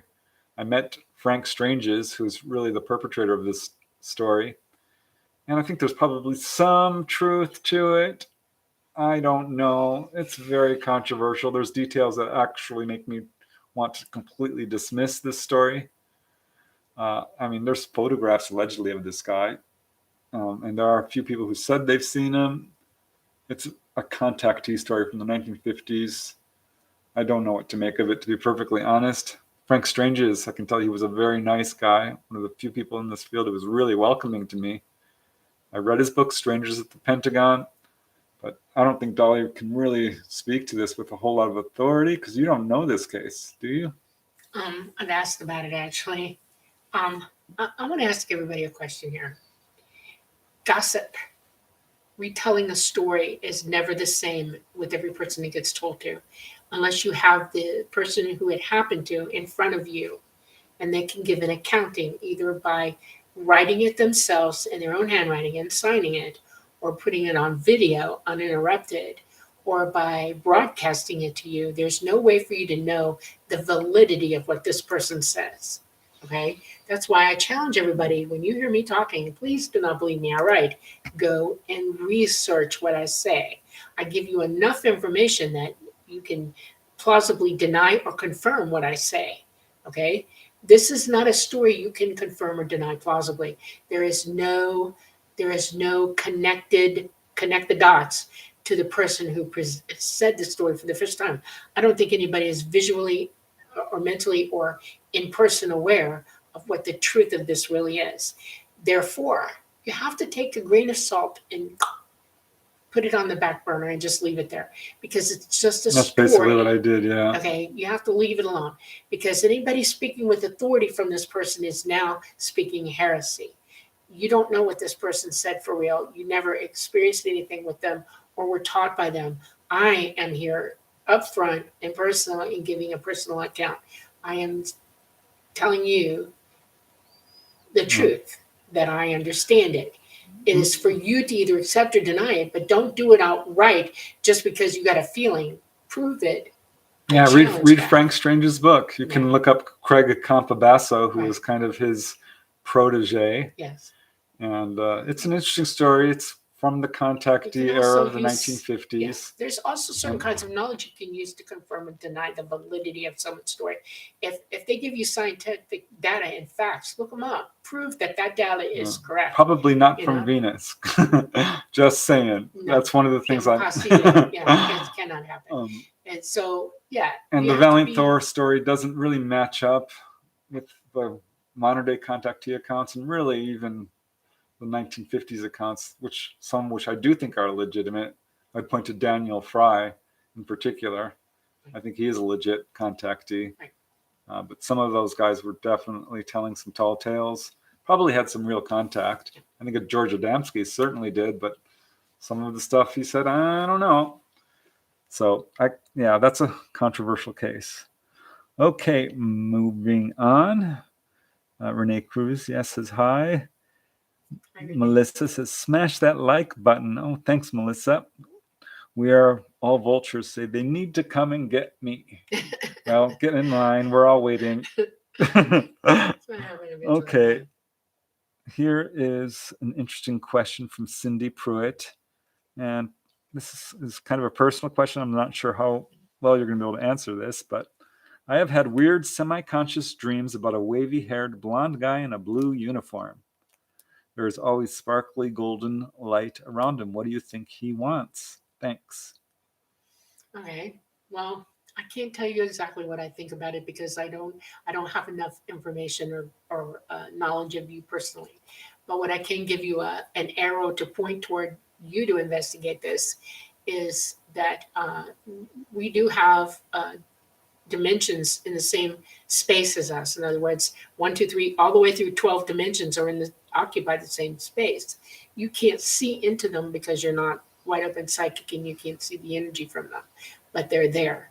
And every now and then, somebody in the 4th, 5th, and 6th dimension who's living around you and watches you will visit you from time to time. Like if you're asleep and your consciousness is wide awake, it'll try to communicate with it, and that very well may be the first clue to what that is. It can also be you're traveling somewhere and seeing them somewhere else. You're attracted to who they are and you're looking in on them, OBE, at night when you're dreaming. So well, what do you think he wants? That would be a question, really, Cindy, that only you could answer. You have to ask it and be ready for the answer. Keep a dream journal. When you go to bed at night, set the intention in your mind that you're going to remember these things, that you're going to experience everything while your body is asleep. And write it down every day. Don't let those dreams pass away from you. Write them down. And the clue might present itself, or a direct message might be in what you're writing down. So I find it interesting that you describe him as having a blue uniform, because that does sound ET-ish. And they are contacting a lot of people. Anyway, I would definitely follow up on that, meditate, and try to ask for more experiences with him. Sounds like a good connection. Okay. Barber 0611 has an interesting question. Okay. How will I word this? I'll just say it. Dolly, have you had conversations with any of the visitors about who created us all? Where do we come from, Dolly? Who created us? That's a loaded question. Okay. Have the ETs talked about that? The creation of... I learned it when I was younger, and it's an open-ended philosophical question to them. They have some evidence that points to it, and it grounds them in their belief system of what is and what is not. And pretty much the universe is an intelligence that we occupy in. We're part of it. It's us. We're all one. We are autonomous in that our intelligence is totally separate from it, but we're a part of it. We're all in it. The universe was constructed by this intelligence. It is not the physical universe? Yes, all of it. And there's more than one, okay? We're all together. And infinity really is a deal where it's infinite forever. There's no beginning and no ending. That is true. Now, this is like philosophy 600. If you look at the universe and you see the hard constructed part of it and the rules that it's guided by and it follows, and then you understand quantum theory as well as, spiritual theory and everything else, you see the intelligent design of us. And that's where we all come from. We are all symmetry is very important. It's a very important word to understand with regards to our existence. And that is in this dimension, the 3rd dimension, we are all hardwired, physical, biological, DNA'd up beings. The light that we actually are is compressed because of gravity, and we seem solid. Well, we're really not. We're light beings. But in the 3rd dimension, we feel gravity heavy, and you can feel everything, physically feel. And there are lessons to learn here that we must learn and employ. Outside of the 3rd dimension, everything changes By the time you make it all the way up to the 12th, you don't know what you are. You're a perfect light at that point. And who knows? Did ETs create humans? No, we were all created at the same time. Right. They are more, they're so we as an entity are as old as any other entity. yeah, you can be born into any situation, okay? Like you were born here to learn something here. But once you go back, you can decide to be born into a situation where you're on par with them. You're one of them from their perspective here, okay? That's the most important thing to understand and realize, that it doesn't matter physically where you are, whatever you're operating with. We're operating with human bodies right now here that can only understand so much, and we're learning, okay? But your consciousness can go to where they are and be born into that situation where you're way more advanced as well. We interact and bounce back and forth with one another. It's a huge, huge concept to get, but we're all together in this. And you're just learning here now what you need to learn here now. So, okay. All right. Well, that's a deep question we could talk about for a long time, but I don't want to miss anyone's questions. So I'm going to move to the next one from Chris Teen, which I can't answer this one. Maybe you can, Dolly. What do you think of the video of the metallic orb seen in Mosul, which is coming out recently, but was originally from 2016? I don't know that I can remember that specific metallic orb. It. A metallic orb. A video of a metallic orb. I will remember her, okay? And I will find the video somehow, or maybe you can link it to me in my messenger, Dolly Safran. Just go there, and whether we're friends or not doesn't matter. You can leave me a message there in Messenger, and I will look for the video or look at your link to it, and then I'll give you an answer. How's that? Yeah, I give Dolly videos all the time. I'm like, is this one real? And she's like, no. I'm like, is this one? Nope. I'm like, this is a real ET here. Like, nope. And every now and then I find one. I'm like, is this real? And she's like, let me get a close up. She's like, yeah, this one is right. And she's got these little markers that you can tell, little details. Right. So it's pretty interesting. She's pretty good at vetting videos of UFO footage. Okay, so we'll move back to that one at a later date. Thank you, Christine. And this next one comes from Valerie Dennison. And this is a good one. Okay. I like this because speaks to what I've researched a lot about UFO healings and stuff. Right. The question is, does every human get ET checkups, or just 1/3 of the population? No, everybody. Everybody? Everybody. Yeah. If you're born, they'll find you. Yep. So even some people, even from the moment of their birth, they're checking up on you. We have heavy gamma radiation coming in on us. For the last 80 years, it's exponentially getting worse. Gamma radiation breaks our DNA down. And the number one primary reason for contact is to help us hold our DNA up. And they have that ability. And if you're in a checkup with them and they see your DNA derising or an illness coming on you because of it, autoimmune are the worst of them. That's the first thing to go in your body, by the way, from DNA not working right or properly. They will help you with that. And they're holding humanity up. But not always. I mean, we have so much disease and people die young. And I mean, karma plays into that. You come here to live life here. I was going to say that. They understand that also, and it's a very serious situation. But yes, you are contacted. Absolutely.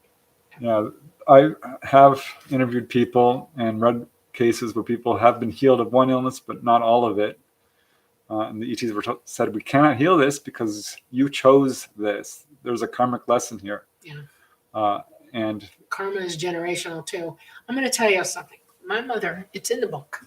My mother was irradiated because she couldn't get pregnant. She was married to my father 6 years and no babies, and she was going into menopause. She had polycystic ovarian syndrome, and it was very serious. Her ovaries were encrusted with cysts.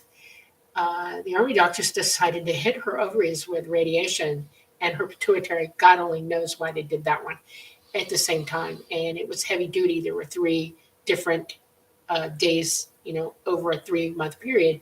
And they told her, don't get pregnant for a year after this, because they knew she was radioactive and it was doing something to her. She got pregnant after 1 week after the 3rd treatment, which they don't know how it happened. Okay. Well, I know how it happened, but and I was born as a result of all that radiation on my mother's ovaries. My ovum was present, and I took an unbelievably bad hit for it. Okay.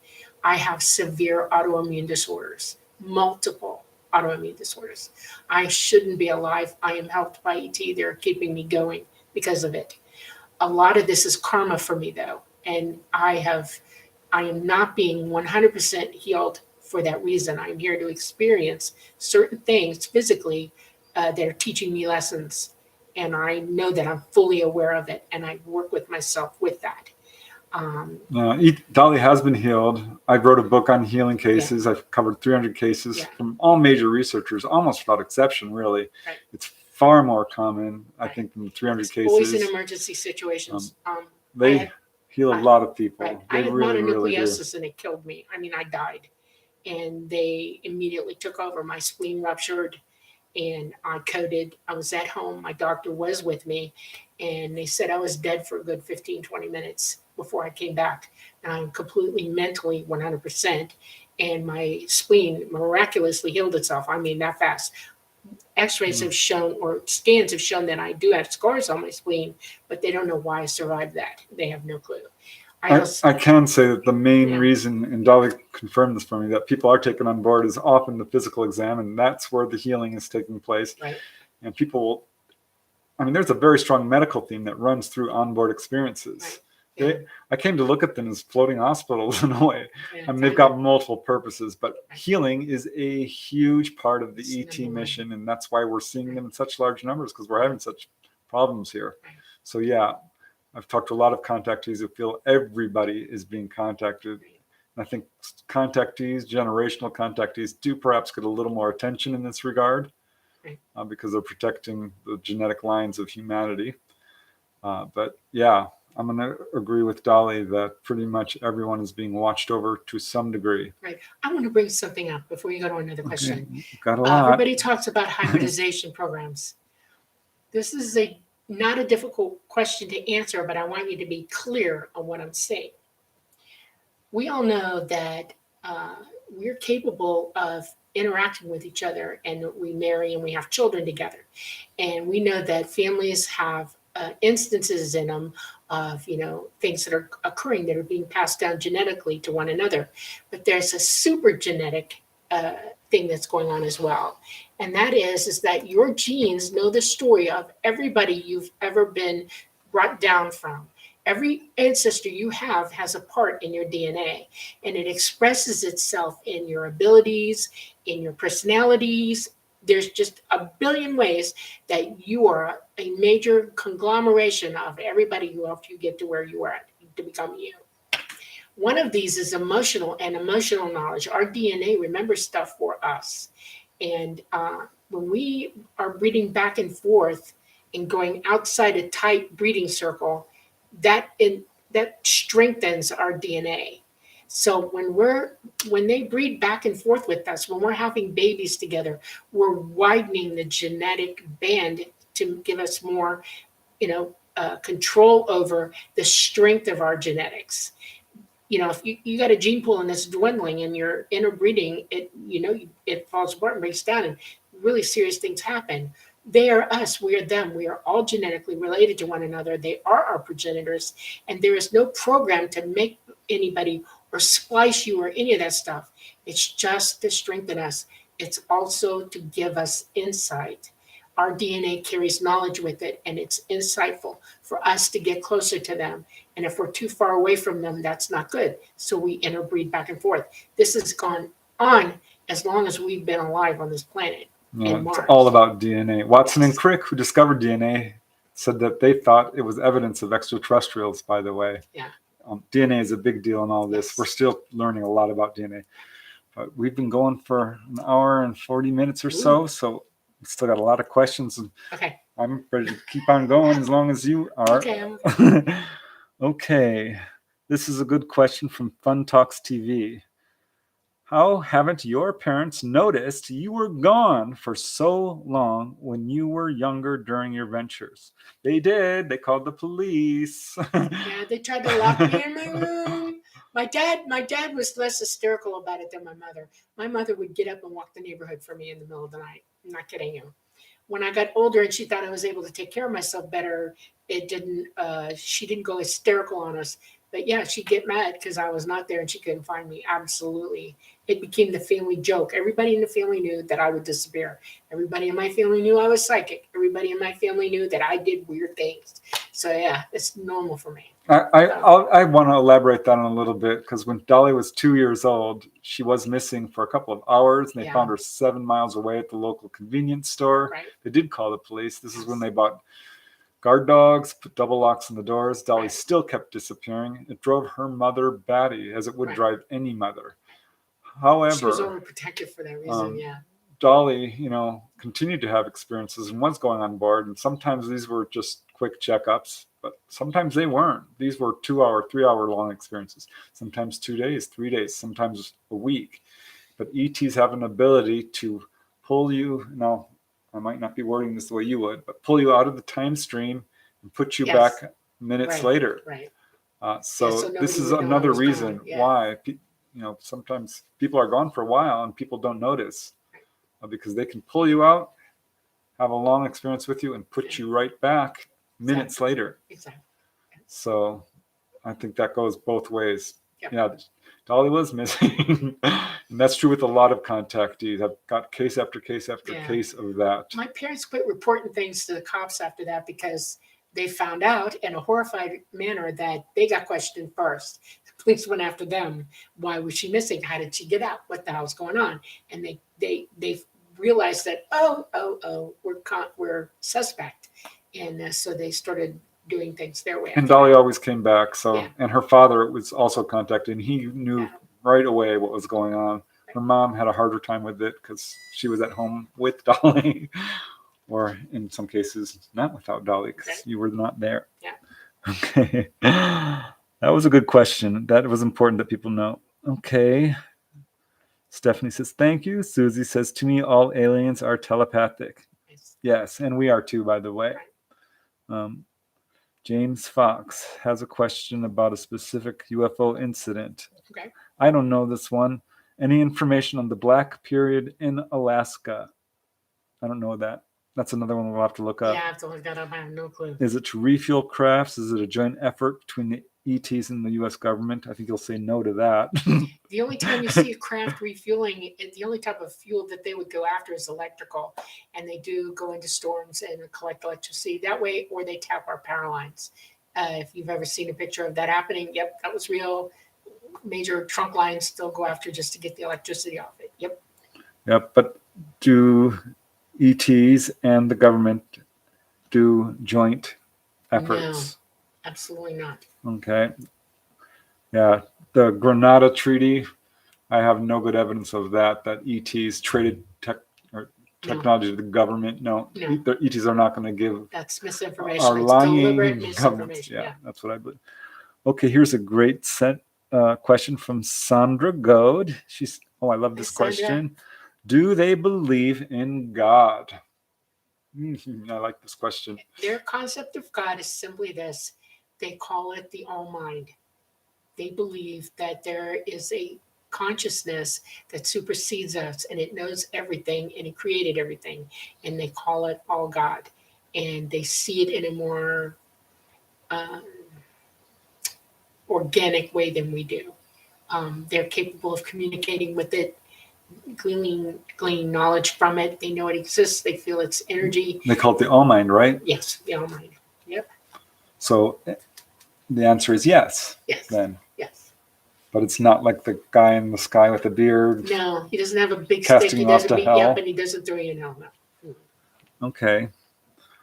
They're very deeply spiritual beings. Would that be a fair statement? Yes, that's a fair statement. Okay. Chris Teen says, have either of you seen any craft recently? Nope. All I've seen is government back engineered stuff, to be honest with you. Oh, yeah. But no. ETs do have drones that come back and forth here. The AIs will chance it in a drone. They can fit in it and they can fly it. And there are three types of, you all call them sentinels in our solar system, and they are watching what's happening. Black Knight? The Black Knights. They are monitoring what's happening to us right now, the whole system. That kind of brings me comfort, actually. Should. All right. 2 spy balloons, Chinese. Yeah, we know about that. Yeah. I have an opinion about that. I want y'all to think about this, okay? I want you to understand. Really gonna go there? Yes, I'm going to go there. Please don't think anything of this and have a little bit of faith in what our military wants to do. They're not crazy, okay? You might not agree with I'll politics, disagree okay? with that. I think our military is crazy. Yeah, but they're not going to allow an EMP to hit us from another country. And that is a possibility with this balloon. It's at 50,000 feet. If it's got a pressure gauge on it and they've got an EMP pulse set up to go off at a certain altitude, it will. And if you shoot it down, you might be asking for it. That's the first worry. Okay? I just wish we would get along. This is ridiculous. Right. Yeah, it's ridiculous. Y'all stop it. Honestly. All right. Rainbow Standard says, I saw hundreds of UFOs, I'm assuming, in 2020. That was when they were bugging out, huh? Yes, they were bugging out. So probably that's what she was seeing. Right. That's kind of cool. Okay, Jen D, thank you for this question, because I am asked this a lot, and I've done a lot of research into this, and I'd like to hear what Dolly says. Please discuss screen memories. I understand the ETs often give humans screen memories of all kinds, including driving the ship, interacting, etc., and that we can't tell it from reality. Okay, I've had one absolute screen memory that I am 100% aware of. And that is when I was almost 6 years old and I was outside in the yard under a ficus tree. And I like to cloud watch, And pareidolia is a wonderful thing. You can see things and everything, we're creative people. And I see this umbrella coming down. Now, I know good and well that I had just seen Mary Poppins the week before. And I was fascinated with umbrellas with little, parrots on the end of them. You fixate when you're that age. And I saw this umbrella coming down, and it looked sort of grayish black to me, maybe a little bit yellow mixed into it. And it was slowly rotating around. And it dawned on me, because I couldn't find the parrot at the end of the parasol.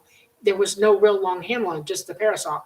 And I was like, what am I looking at? And my brain was trying to understand, was this real or not real? I was making that decision, and boom, I went from that second up, and I woke up on the ship. They had come and got me at that point. I know that I don't remember going up into it because I was freaking out, okay? It's a little upsetting when you're that age to see something down and you're trying to question what it is and then go. That was a screen memory, a live in-person. Yeah, but that's something that your own mind They tapped my right? mind to see that I remembered the umbrella, and they let me think it was an umbrella. In other words, they suggested it to me. It's like a hypnotist suggesting something to you to see, feel, hear, or think. Okay? I think screen memories come quite often. I mean, I see it a lot with children, where ETs will come into their bedroom and they see clowns. I did a whole episode on ET clown connection. Yeah, 4 foot tall teddy bears, superheroes, cowboys, Barbie dolls, animals, deer, owls. Whitley Strieber talked a lot about owls. Right. Mike Cleland has a whole book on the whole owl thing. So I'm wondering if you've talked to the ETs about this. Are they doing this to reduce the fear? It's a suggestion that they're giving to you because they see pure white panic on you. They can hear it in your mind, and they're letting your mind go to something else. It's like programming your computer for a second to not, instead of this, think that. And that's what a screen memory is. And that's the one you hang on to, and it will stay with you. That's all you can remember. It's a suggestion. It is not a forced memory. It's not a fake memory. It is a suggestion of what you're looking at. It's a form of pareidolia, to be honest with you, because instead of seeing a little gray, you're going to see an owl, or you're going to see a teddy bear. So when Whitley Strieber talks about seeing a light fill up his room, and then all he remembers is an owl staring into his window. That's it. Your brain went there. It's a type of pareidolia. So that's something. Pareidolia to you, yes. So is it the ETs doing it, or is it our own mind? It's a cooperation between the two. They hear you thinking it, and they suggest to you mentally. They send you the message. Yeah, that's probably what that is, and they let you think it. I know Anna Jamerson or Beth Collings, one of them. They wrote a book called Connections, and she's driving along near her home. Yeah. And this cowboy walks up, and he's got this huge hat and this paste-on mustache and giant head. Yeah. And she's runs a horse farm. Yeah. So that speaks to exactly what's going on here. And she was left with the impression that, this cowboy came up to her car, and she had missing time, and ended up her vision was actually healed. She had nearsightedness. she does not like.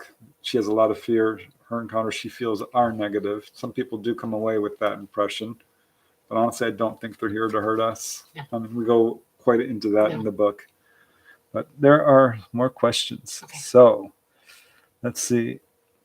I'm just want to say one thing about this question from Jan, because she says, you know, how can we tell this from reality? I mean, including driving the ship. Well, I think if you're remembering driving the ship, that is a true memory. And a lot of what people are remembering is accurate. Right. And you can Yeah. tell because this is something Yeah. that's very vivid. You can feel it, Yeah. taste it, smell it. Right. Anything that's very solid. Right. Is You know what? Nicole Sackett, I love her remembering of when she got tested out to see if she could fly, and her the details that she was pouring out in that explanation. And I remember listening to her speak and thinking, yeah, you were there. It was happening. You were doing it. And but she was remembering it largely slightly dreamlike. Yes, in right? a dreamlike state. But what was even more interesting, it was repetitive. It happened more than one time to her, and always in a certain way. And that's your big tip off that something's going on. You're in that position. It's happening to you, and it's time for you to like really dig into that one and think it through. And I think she's done that. I'm pretty sure she has. And but I knew just by what she was saying, I knew she had been checked out for that. Maybe possibly start training for it even. So, well, I can't wait for her to talk to me again to find out. So Jan really wants to understand. She says, how can you tell a screen memory from a real experience? It's, I guess, like I did, where you question it. You have to literally critically take apart what you're looking at. It. Don't believe anything you're looking at on blind faith, okay? Understand it. I mean, I was looking at that umbrella and I was thinking, no, this cannot be real to me. And I started ripping it apart in my mind and trying to see what it really was. I was working hard at it, and they watched me going through that process and realized, oh my God, you're smart enough to do that. That's your key right there. Understand what you're saying. Ask yourself questions. Look around. Make comparisons. Critically eyeball whatever you're looking at. Take it apart in your mind and search it out. Understand it. All right. Okay. Because I know of cases where people have seen a really gorgeous looking guy and they take him home and it's a gray. Well, I'm just saying. I've heard this. You're enjoying that, I guess. You might prefer to have that memory. They'll let you think what you want to. Because I think I talked to you once. Because one guy told me, he says they project. This was a gray that came into my bedroom, but it looked like my mom or my older brother. It's a suggestion, yeah. So they do that to reduce again the fear. Pareidolia, like I said, your brain is hardwired to do that, to see images and things, because your brain doesn't understand what it's looking at. So it overlay it with an image that you're agreeing to. Of a parent or someone you trust. Right. Okay. Here's a great question from James Fox. Okay. And I wonder about this too. Crop circles, alien generated, and for what purpose? Communication, navigation. I've certainly looked into crop circles. I'm not a crop circle expert, but they're clearly meaningful. Right. They're so beautiful. It's not Doug and Dave doing it. This is all over the world. Right. Dr. Levengood. Is it ET's doing it? Yeah, most of them. I'd say 90% of them are. They're mathematical, most of them in nature, and they're answered questions. Scientists on this planet know that they're there and will send messages out to them and ask for answers. And some of that is them answering back. And the scientists see it, and they have the ability to do the math and understand what they're looking at, and they can read through what the answer is. Yeah, Barbara Lamb wrote a book on crop circles. Yeah. And there's some books out there like Crop Circles Decoded. And some I think are legit, some of the messages. I mean, there's one that looks like a handicapped person. There's one with the gray and a phonograph. They did an actual, what do you call it? A selfie. They sent a selfie now. Yeah. They also answered the Voyager. the message on the Voyager, the coded message in computer language, they sent one back. And how do they do it? How do they, is it a microwave like beam or? Okay. How do I give you a reference for this? You know what a hologram is, right? Yeah. It's a 3D picture that's created. Yeah, but I'm wondering, how do they knock the grass down? Well, let me get to that. Okay. I'm taking you through the steps of understanding this. Okay. So you understand that there's technology to photograph like this thing right here. They can do a 3D image of it and you swear it's sitting there right in front of you. Okay. They can take the energy of an object that they want to place down on the ground, and they use fields because the grass is easy to take that energy and bend it down the way they want it to, and they create the energy for it, and they send it down from the craft. They get close enough and they send it down in one pulse or two pulses, and it flattens the grass instantly. So is it technology doing it, or Yes, psychic technology, it's so to speak? type of psychic technology. Yes. All right. Okay. It's a good way to communicate with They're ETs, I finger guess. painting with energy on the grass. To me, it's a real kind of one of many methods they use to sort of announce their presence and disclose and communicate to people and make you think. Really try to wake you up. They're really cool. Okay. Dung, dung, dung, dung, dung. Let's see that. Okay, here we go. More stories of sightings. Thurston, hey Thurston. Dimensions of Reality says hi. Hello. Okay, you guys. You're talking about all the UFOs you've seen. Leonard Nimoy, live long and prosper. Okay.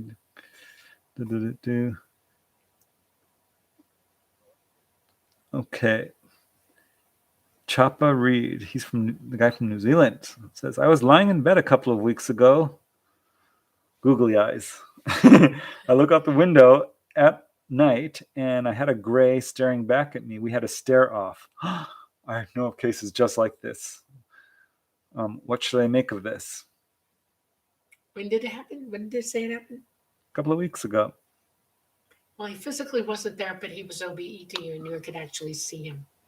Well, couldn't it be one of the AI grays in if a it drone? was an AI, if it was an AI out of a drone, wondering why he was being contacted, you should ask that question of them, like answer you. I can't tell you why because I don't know why, but you can figure this out. If they're actually visiting you, the AIs, they are doing something for you, and you need to find out. Consciously ask them, mentally ask them in your mind, and expect an answer. Listen, pay attention. You'll get one. I like that question because I interviewed a guy fairly recently about an experience that was many years ago where he had that exact experience of Gray looking at him at the window and staring at him. They had a stare off. And it was the same thing, we do as little kids, who blinks first. And he said he always blinked first because as he would stare at this thing, he knew it was not human. And although he was a little kid, he didn't have a whole lot of fear, but the fear started to build up as this thing is just staring back at him. And this happened 5 times. Might have been 10. I'll have to go back to the interview. I still in communication with him. But yeah, he would have. They do that. They stare right at you sometimes, like real close.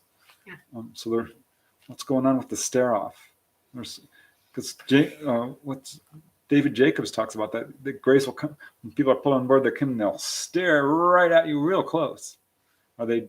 They're trying to communicate download? With you, and they're waiting for you to answer them.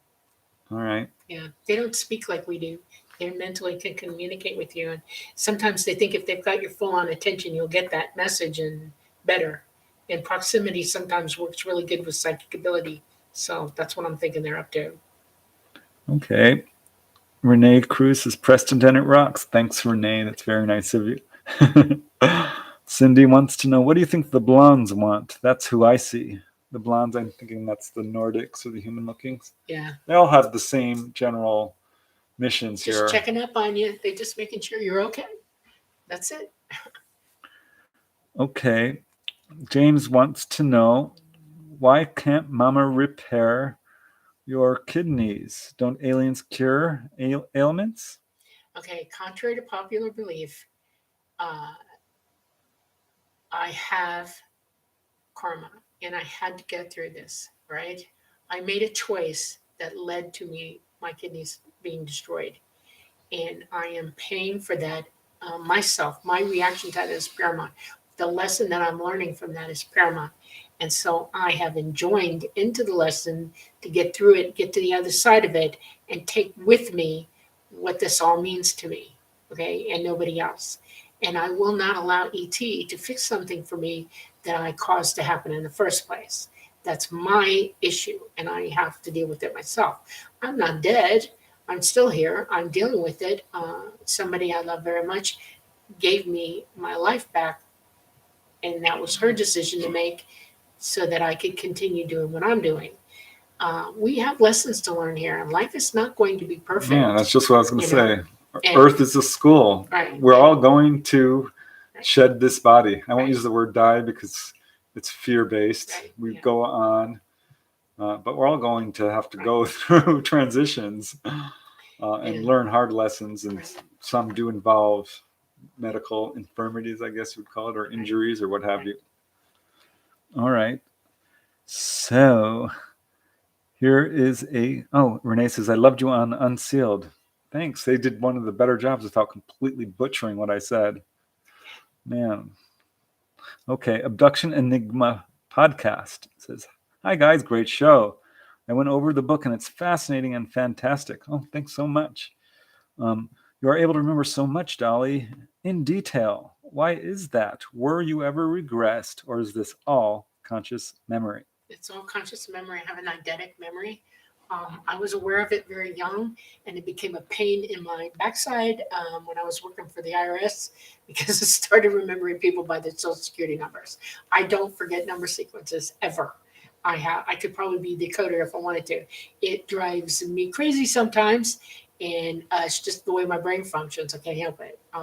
There are people on this planet like that. I'm not the only one. It's nothing unusual. It's just that I have an eidetic memory. That's all. It's what's interesting to me about that is because having interviewed a lot of contactees, many of them will say, people don't believe me, but I remember all the way down to 6 months old, 9 months. Remember, and they impress their families with this. I've heard this several times. Yeah, mine was operating early on. I was 4 weeks old when they drove us down to Florida from Georgia, and my mother had a pram, and the pram came off the wheels, and they put me in the pram in the back seat of the car because who had seatbelts in those days? And I remember being in the pram facing the window, the side window. My mom was on the other side of the pram holding onto it while my dad drove. And I remember trying to put my feet up and looking at my feet with the world going by. I have actual memories of that, unaided, ungoaded. Yeah, this is what I hear. A guy from New York impressed his whole family with his memory, and he's the only one who remembered his mom and his sister being taken on board, and they had no memory of it. And he remembered the whole thing. His sister has some memories of seeing beings in her room, but yeah, memory is a tricky thing, and they're not erasing your memories, by the way. It's in there. Yeah. You can access it, and some people will have a cue at some point, and the blocks will get rid of the fear. Collapse. It'll happen. Yeah. Okay, let us move on. You were, all conscious memory.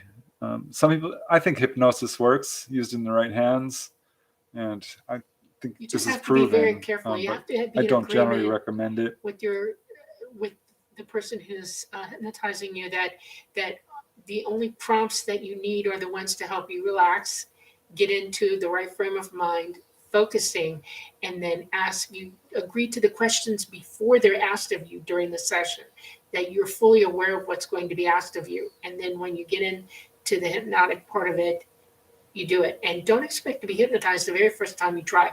Sometimes this process takes a few weeks, sometimes a couple of months to get you calm enough or focused enough for your memory to work right.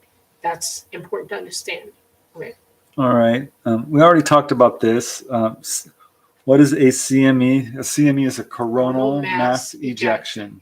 It's the sunspots are polarized. There'll be negatively charged areas and positively charged. And they can be well away from each other, but close to each other, and they're clustering. What happens is if they make the connection, there's a burst of electricity coming, polarized electricity coming on, and it ejects plasma in the burst, like lightning coming down. It's ejecting electrically charged plasma burst.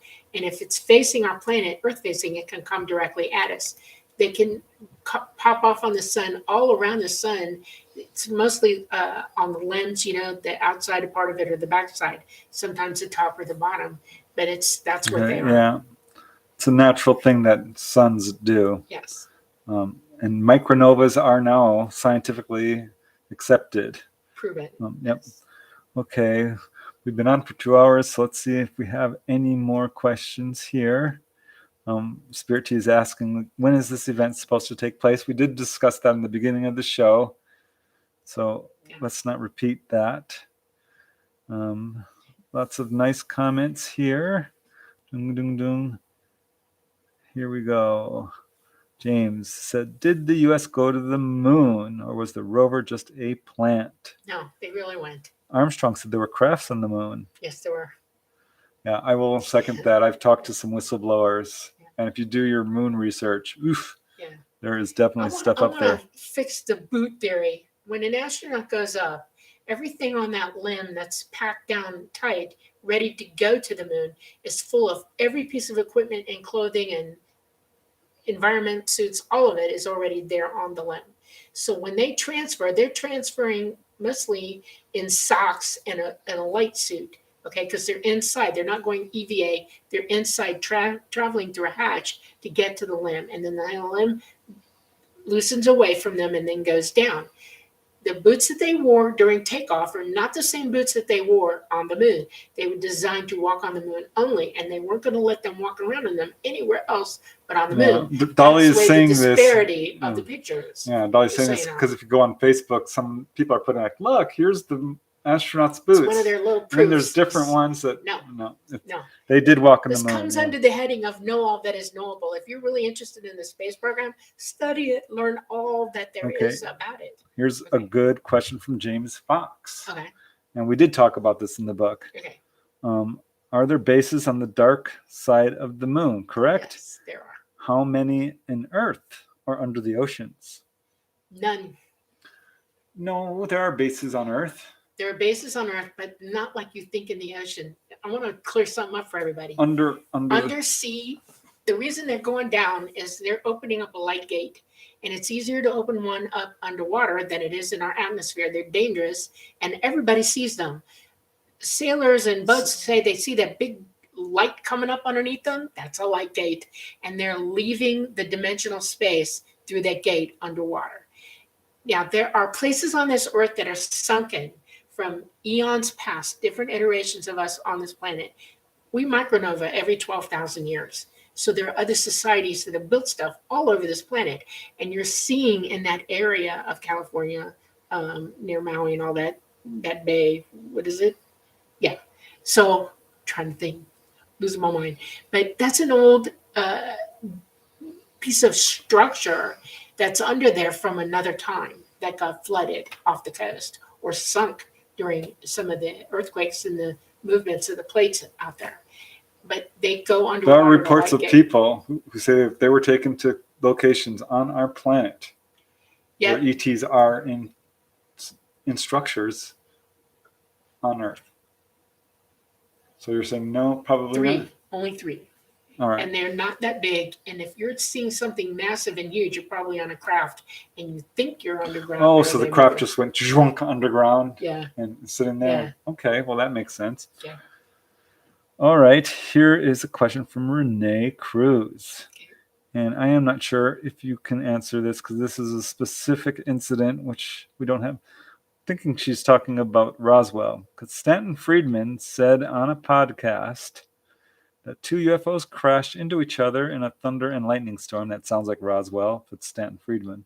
The first disintegrated and the second crashed halfway into the ground and ejected in escape pod. They lost cohesive energy and they went down.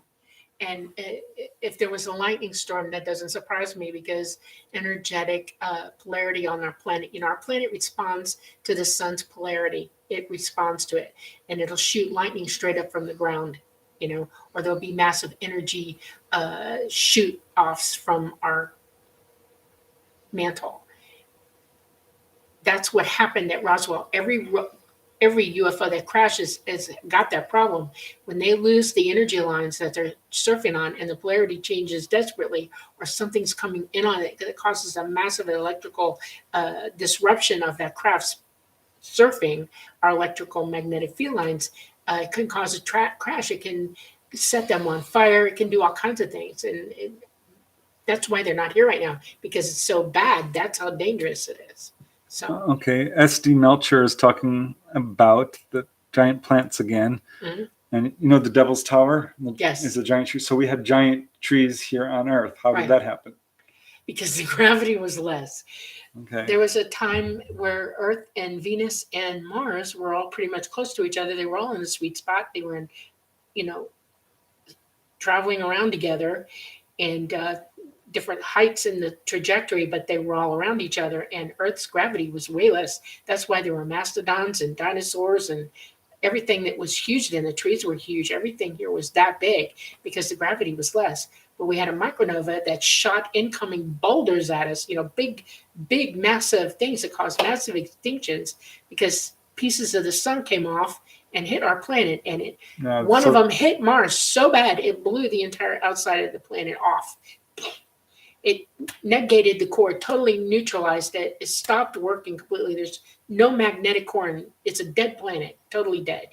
And it has no ability, no magnetosphere, nothing. And it shot it out of its place in orbit and moved it further out or further in, depending on how you want to look at it. And Venus, it heated Venus up so bad everything exploded into these gases and it got closer to the sun. That's why.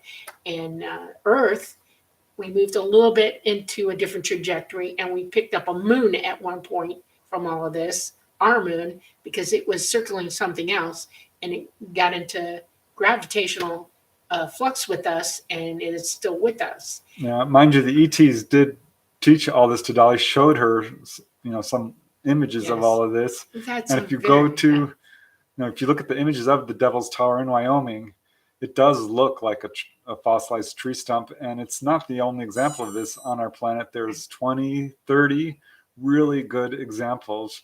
And I did my own research on this. And if you look to the age of dinosaurs, the plants were far huger.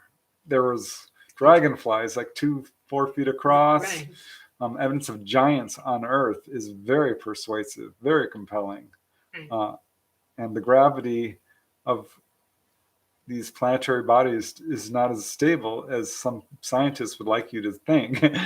No. The gravity of Earth has changed over the millennia. Yeah, some of the accident with it actually bulged out huge areas inside of our planet. We have huge pockets of magma that are bulging from the core that weren't originally, but are now, and our planet wobbles because of it. And it also altered, our axis. So, all right. Here's a question from Guy Merritt, which sounds like it's more for me than you, but okay. I think you might be able to comment on this. Has anyone else ever reported the sort of lifelong, comprehensive experiences that Dolly describes? Yes. Betty Andreasen might be a good example. Jim Sparks. Sherry Wild. I think her experiences are quite impressive. Don Anderson. I did a show on him. The lady who I used a pseudonym for her. I forget what I called her, but Wendy. Oh, Wendy as well, but that's not who I was talking about. Wendy, yeah, she has. She never did let me write her book, but I did an interview with her, with a walk-in. There was another lady who I mentioned briefly, who lived on the East Coast, and I talked about her case in a conversation with a gray alien named Sen.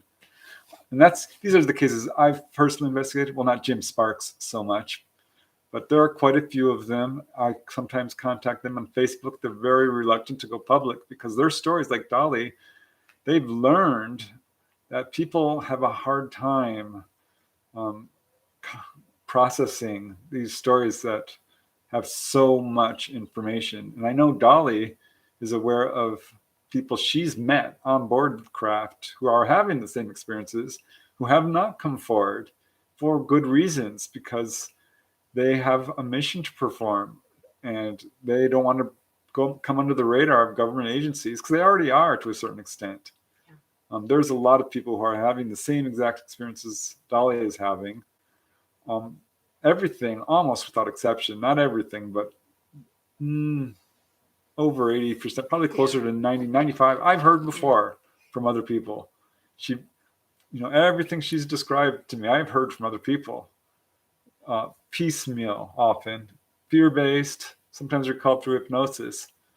Dolly's story is the most extensive I've heard, but there are many others out there. I know there are. And I want them all to come forward, and that's one of the reasons, Dolly. Yeah, I'm looking. Dog, it's time. I made the decision to come out a long time ago, about a year and a half before I met Preston. And that was when I actually started coming out. But before that, I was talking to my Contactee before that, and they were counseling me on it and briefing me on what to expect. This was a huge decision because I was putting myself in a position to alienate friends, family, and other people I don't even know. And I had to understand that my life would alter and change dramatically, and it has, in an existential crisis almost from time to time. I have to face things that most people don't have to face. I have all governments that know who I am, follow me, and have made attempts on me a couple of times, more than you know.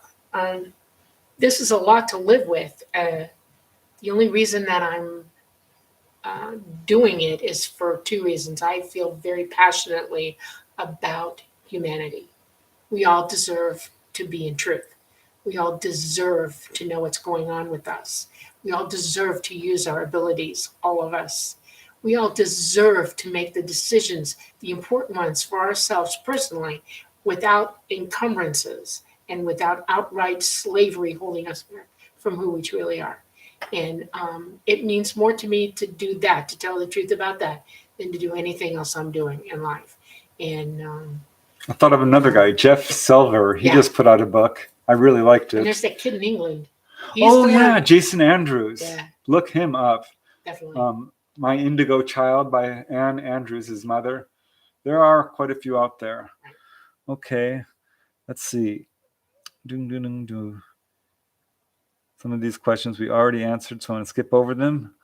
Dawn says, and I think we covered this a little bit. Dawn Curtis says, so sounds like the smaller grays, being AI, do not have emotions or feelings. They don't emote like we do now. They have programs that habitualize themselves at times, and they have tics, I call them emotional tics. They have weird senses of humor, but that's because I have a weird sense of humor, and I'm putting myself onto them. In other words, it makes me happy to think that, so that's what I think about them. But really, in reality, there's nothing going on there. Nothing. Okay, they're smart. They do what they're told to do. They can make flash decisions without somebody telling them what needs to get done. They're trained for that. And then they turn off, and you don't use them until you need them next. Yeah, Whitley Strieber talked about that. He said he saw them stacked up like cordwood. Dolly did get an opportunity to speak directly with Whitley Strieber about it. It was fun to hear them talking about it, because I asked Dolly, and she's like, oh, yeah, there's a room. They store them all up. They lock their arms together and switch them off. Yep. And yeah, I hear this from a lot of people. It's like, well, the ETs I met, they weren't emotional. They came into my room. And those were shorter grays, real ones, live ones. The taller grays. And there are short emotional grays as well. Yes. But I've had many people tell me that they've had very emotional experiences. That the grays they communed with was like holding your baby for the first time, or they got the kind of love that was just really heartfelt. Cindy is asking again about the blonde males and had wild experiences with them that she doesn't really want to discuss publicly. What do they want? Cindy, if you want to contact me directly, I'd be more than willing to talk to you about it. And I certainly can coordinate with Dolly, because that's a difficult question to really get into. But I would absolutely be more than happy to chat with you about that, because it sounds like you're having some very interesting experiences that you are looking for some answers about. So I'm going to move on from that. And let's see. Wendy says, in the 70s and 80s, I had a series of, quote, abduction dreams. Among many things, they told me I didn't need my third eye, and they were taking it out. That sounds like my life. Any thoughts on this? Interference. Yeah. Yeah, that does happen. I haven't heard that.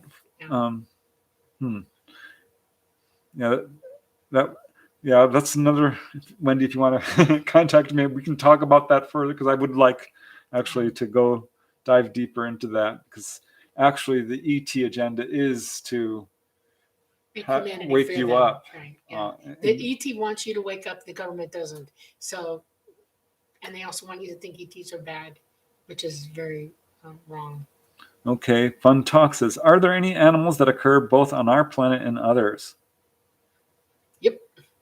Cats, tigers, cheetahs, jaguars, you name it, any kind of cat, big, small, tall, short, skinny, little bitty things. Yeah, they have cats as well as we do. Cats everywhere. Cats are everywhere. Okay, KT has a comment that I'd like to comment on. She says, this is pretty far out. I want to believe. I'm an open-minded skeptic. Yeah, I mean, Dolly didn't come forward necessarily to convince anybody. I will tell you she has lots of corroborating, supporting witnesses. I talked to her ex-husband. I talked to her friends. I myself have had experiences. I've seen them. She's got photographic evidence. I've seen some of her medical records that I'm like, oh my God. Pointing to implants and other, healings and stuff like this. Yeah. Yeah, I understand skepticism. I think ultimately a person can present their stories, and it's up to us to decide for ourselves, how much this resonates with us. Right. I want to tell you all a secret, okay? Disclosure's already happened. It's right in front of you. Most people have seen a UFO, but what you don't have, what you're relying on, is somebody to tell you they're real. That's because you've been trained to believe that somebody needs to tell you they're real. No, they don't. You know they're real, or you don't. But it's up to you to ferret it out for yourself, to do your own investigation. Don't be an armchair expert by somebody else's authority. Do it yourself. Because ETs are not physically here now, that might be a problem, but you can OBE to them. You can remote view to them. You can psychically hook up with them. They will with you. They're waiting for you to try. Just keep going at it. Develop your abilities. That is the number one paramount thing they want you to do. They want you to be able to hear them. That's important. Yeah. If you want proof, it can happen that way. I came into this field as a skeptic, and I found out my brother had seen a UFO. My sister-in-laws, both of them had encounters with ETs. Some really good friends had UFOs, missing time, people at work. And I believed them. I really did, but it was hard. And because I wanted my own experience. And it was until I actually saw a UFO myself with my own eyes, not just a light, something that I could absolutely sink my teeth into and know that that's when I started to really know. True knowledge comes from personal experience almost solely. I mean, you can read every book you want, talk to anybody you want, but the only way to know is to experience it yourself. And you can, you absolutely can. Right. Okay, moving along. MIBs, Men in Black. Are they alien produced? James wants to know the reason for them encountering Earthlings having encounters. The Men in Black are these, I don't know if you've heard of these, but these are, we think they're ETs. They're basically human looking, but they're very pale skinned. They're riding black Cadillacs. And if you have a photograph of an ET or film or an artifact, they come up and take it. And this is not government agents so much. I don't know if you have any evidence on these Men in Black. I can only go by my own experience, okay? I have met a real Man in Black, and he was a government guy. And there's two types of Men in Black. Right, I think so, because this one was following me home from school, and he wanted to get his hands on me. I am psychic. I can read your mind. And I knew instantly that he was coming after me. And I had a little friend walking with me, and I grabbed her and hung on and just ran. And I mean, we were jumping fences and everything, and I had to tell my parents, who reacted. I ended up with secret, detectives, private detectives protecting me and my brother, even at school, for a while. And we put up different fences, and we got better dogs. Let's put it that way. That's my experience with Men in Black. Because of what my father did, I know what a lot of the government agencies are, and I know what they're capable of doing. Now, y'all have experiences with maybe an ET coming up to you and wanting to communicate with you or see you or have you interact with them. That's a type of disclosure all by itself. That's their little ground way of showing you they exist and giving you an opportunity to wake up to them. So they might present to you in a myriad of different ways. And the trench coat and the hat, well, could be. They come back and take evidence, the photographs. I'm not sure about that. I can't. I don't know. I'm not sure what to make it. I don't that. have Men in Black. I've got one or two, honest to God, what I would call true Men in Black, not government agents. Yeah. I can't confirm that Dolly's been surveilled by governments because I saw it myself, and she sent me quite a bit of evidence on that. Right. I do know that if they want something you have, they can take it from you without showing up. Okay. I tried to come home with a book, and it disappeared out of my hand, literally gone. And I was told, don't ever do that again. And I understood why. Made perfectly clear to me. If they want something from you, you remember these are stealthy beings. They have advanced technology that you will never understand in this lifetime. And if they want something that you have, they can remove it without you even know it's going away. So if somebody else was doing it, I would question that. I would seriously question that. Okay. I'm hoping we can get through all these because we've been on for 2.5 hours and I don't want to tire you guys out. But if you're willing to go on, we can. Sure. Okay. This is an easy question. Are aliens and ETs the same things? Yeah. Aliens and ETs. If they're coming to visit you here in Craft, they're ETs, extraterrestrials. In other words, off-planet people. Okay. So yeah, an alien, but we have people get confused because we call each other aliens here. You know, we have aliens come crossing the border. That's a serious misuse of a word. I think this is a good example of the semantic disaster that this field is just, going through. What's a UFO? It's a craft. What's a USO? An unidentified flying submersible object. It's the same craft. It's just going. Contactee, abductee, experiencer. I mean, some people don't like to call them aliens. Or I interviewed a lady. She kept calling them the man, this man, that man. I'm like, are you talking about an alien? Because Dolly would do that too. Crazy. I'm talking about us. We're all people to me. Okay, literally, we're all people. And I have a hard time making him understand which people are you talking about. It's like them, not you. Okay. Yeah. Some people here are like, "Wow, this is wild." I have a hard time. Yeah. Well, you'll see. The truth will be revealed one day, one way or another. So, let's see here. We are living in exciting times, says Michael. Thanks, Michael. We are. So some people are talking to each other here. Terrifying times. Yeah, sometimes scary. I get that. Welcome back, Dolly. We're so glad to hear from you. Thank you. Great episode. Thank you. Thank you. I think we may have gotten through a lot of the questions. Love is the answer, says Michael. I'll agree with that. I can answer this one. We were just discussing this. Has Dolly heard anything about the nurse Matilda O'Donnell McElroy and the ET survivor Earl? Any truth to that story? Can I go first? Sure.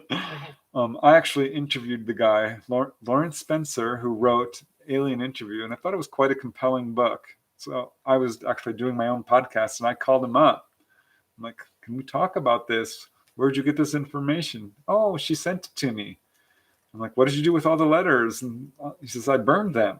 I'm like, huh. And most researchers in this field have there's some division here, but the Roswell researchers say no, that this story is probably not real. All due respect to, Lawrence Spencer, but he does not have the physical evidence to support this story. And it doesn't really quite fit in with the Roswell narrative that's been put forth by dozens of really good researchers. I was initially on the fence about it. I'm leaning towards skepticism of it because there are some pretty good research on this which points towards it not being entirely factual. That's kind of where I'm just going to end with that because it's not my place really to make judgment on someone else's story that I haven't thoroughly investigated, but that's where I'm resting right now.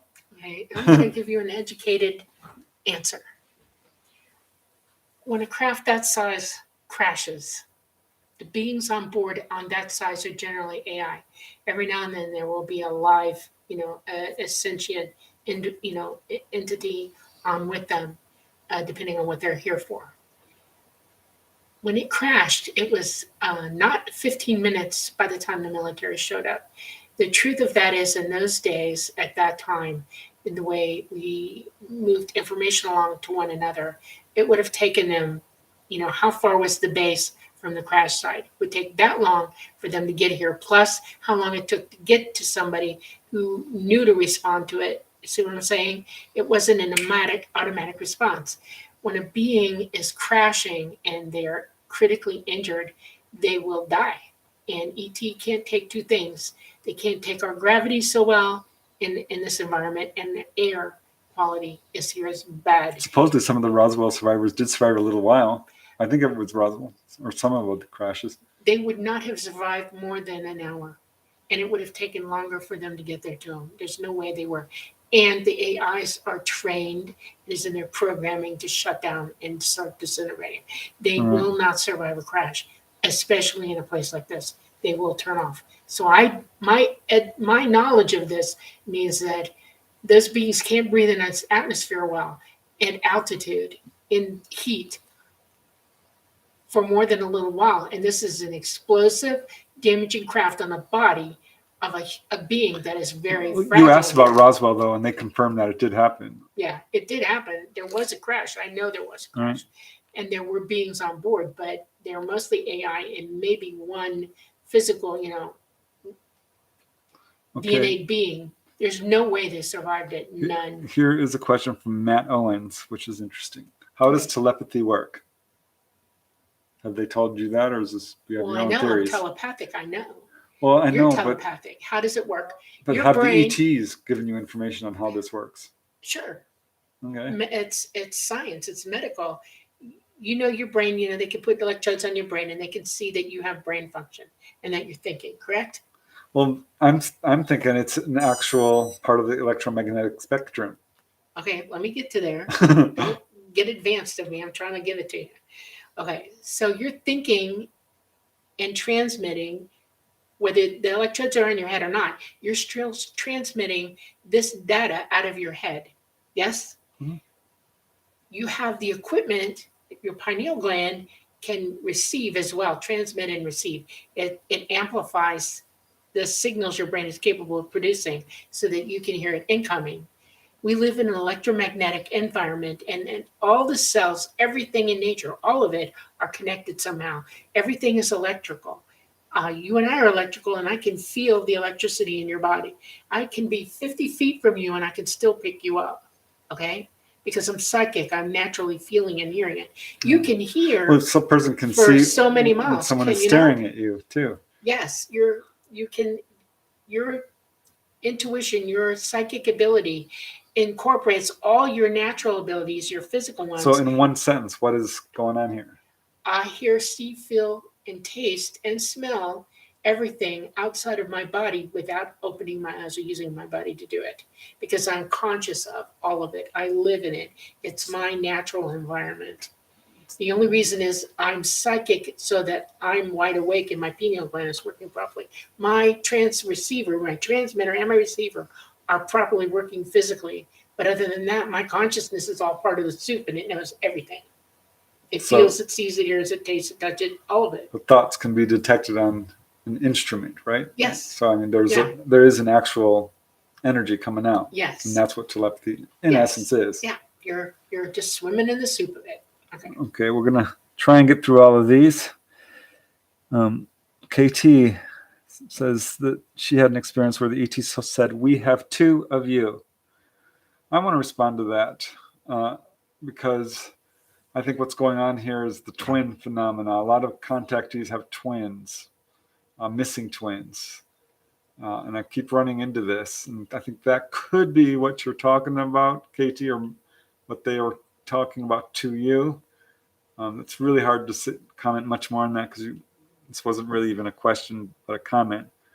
But it intrigues me because I have heard that sort of thing before, and I know you have. Yeah, I had a missing twin at birth, and I've since met her. Just so you know, she went with them. She was raised by them. Okay. All right. KS asks, what does it mean when an ET asks for others who want to take on this container? The container being me. No. I'm not quite sure what that question means. There's no such. We are containers. We're holding our spirit. Our body is the container of our spirit. But how are you connected to it? That's the point. With the silver cord.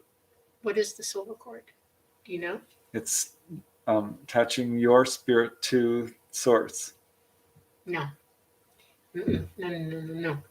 Your silver cord is your consciousness stretching out when you OB, and you can see it. Your consciousness leaves a tether to bring you back to your physical body. You're attracted to your body by your own DNA and your prana, the energy that makes this body operate and work and actually brought it into existence is your I've heard of ETs. I mean, there's some reports out there, I should say, of ETs referring to a person's body as a container. Yes, but it's held together by energy. You have to understand that. How does Talata indwell the craft? He's the energy that holds that craft together and works it. Okay? Right. Our bodies are an electromagnetic place that attracts who we are. We're attracted to it by our own DNA. And nobody else can indwell you or take over for you. And you can't leave and go somewhere else. The minute you leave this, the minute your heart stops beating because you left, you're dead. Your body's dead and your consciousness goes on somewhere else. It cannot be reanimated. Flesh, the prana starts leaving right away, who you really are. I know that people have heard this. Father, Son, and Holy Ghost. Okay? Let me explain it to you.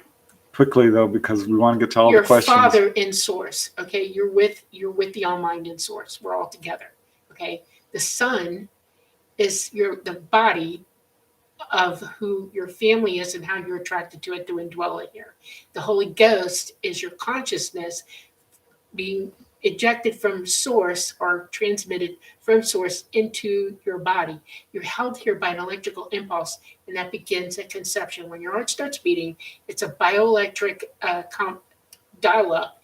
It starts your DNA to move and grow and be, and you're already there. You are already indwelling this body that you grow into the minute of conception. So your three things, that big number 3 is very important. We're in source, we're in the body, but our consciousness is the bridge between the two. Okay? Body, mind, spirit. Yes. Kind of. Okay. Salvador says, I love this Q&A. The Mookie says, hello, Preston and Dolly. Hello, the Mookie. I believe in other life forms, and I want to see this phenomenon myself. How can I do this? How he wants to have contact. Yeah, I feel you there. I have 3 questions. Are you psychic? Are you operating psychically? And are you able to... Yes, he's psychic. We all are. Right, but are you operating? There's a difference. We are psychic, but I'm in control of my abilities. Everybody needs to be in control of theirs. So that's how you would do it. Yes. Elevate your psychic abilities. Yes. You can do this through meditation. There are books on how to develop your psychic abilities. Meditation is the CE5s. I don't know if you've heard of that, the Mookie, but Close Encounters of the Fifth Kind. There are groups that go around and meditate and use lights and meditation mostly to call down UFOs. Right. And you might get a drone, an ET drone, because as Dolly says, right now. But you can do it mentally, and if you want to have telepathic contact with ETs, you absolutely 100% can. Yeah, learn to OBE and learn to remote view. I can remote view Talata at any time. I can remote view Mama at any time. We're not limited by how far away it is. That's not true. We can go anywhere instantly, mentally, psychically. So, all right. Guy says, my grays were a dirty white color. Not great. Yeah, they come in all colors. And he says, why was my abduction dream terrifying? Well, it often is. Don't blame anybody. Okay, I'm going to be really honest with you. You got to sit down and take a deep breath with this one. Ask yourself what you're afraid of and what was bothering you during this experience. It's scary seeing an ET. You need to see why your fear was operating. When someone comes to you and they got big eyes. Take it apart, and you'll understand. Don't blame anybody for how you respond. This is the number one thing humans need to express properly while you're in the body. And that is how you act, how you respond to anything is you. And you must be in control of that. I mean, if somebody came at me with a knife, I'm not going to go, oh no, I'm going to die. I know that this is happening and I have choices to make right now, not with fear, but with, thinking it through how I'm going to react to this. That's what's going on with you. You're not in control of yourself. If you're in total fear and freaking out and everything is bad to you, ask yourself why. Think about it. Think it through. And then come back and call me, go into Messenger and let me know. I'll tell you why it's scary. It's because we're trained to fear. The media is very fear-based. Yeah, stranger you're danger. You're definitely responded, We're habitual It's not beings. unusual. It's a habit to be in fear. Trust me. This is very. Dolly went through this herself. She had the ETs looking at her, and she dived under her bed. It can be scary at first. Work through it, and I think you can overcome it. It's not anybody's fault. It's how you react to it. Okay, Fun Talk says, how do we practice being more psychic? Meditation. Ooh, that's a good question. I like that one. Okay, so little kids do it naturally. If you watch a little kid and they're telling you all kinds of stuff, you wonder, how are they doing that? They let go of everything. They don't have anything bogging them down and telling them no. You have to free yourself from everything that tells you no and fear, okay? Play with your family. Y'all sit at the dinner table and talk. Why don't you talk about, hey, let's pick cards and put them on the table, and I'll pick one, and we'll do it blindly with each other and practice being psychic. Say, what card do I have? And keep doing it till you all get really good at it. There's also an app for that, and it's on the Play Store. You go, and it's called ESP Trainer. And you download it, your computer, your Android, or your iPhone, and you play that thing, and it will track how you're doing. It'll show you when you're on and when you're off, and it takes you through different levels. So as you get better, you can go level up. You'll wake up one day and go, wow, I know when my psychic ability is happening, and I now know how to get to it instantly. And that's how you do it. You practice. Meditate. Right. Learn astral projection. That woke me up. My psychic ability to start having no kidding, telepathy, clairvoyance, precognition, past life recall, and healing. It was so cool. I wrote a book on it. It's easy to do. Anyone can do it. There's a lot of literature out there. I guarantee you that will wake up your psychic abilities.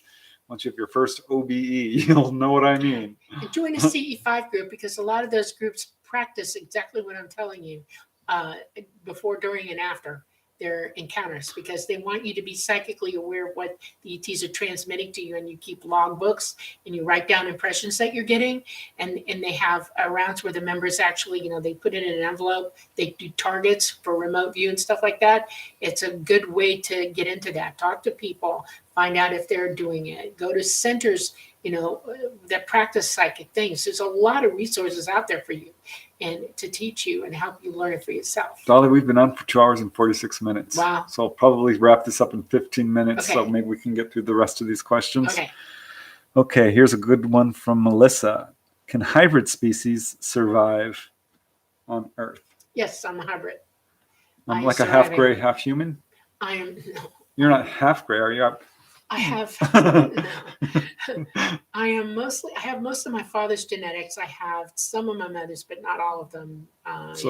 Testing. So I have splices of ethnicity from them. I'm part Mama. I am related to Mama.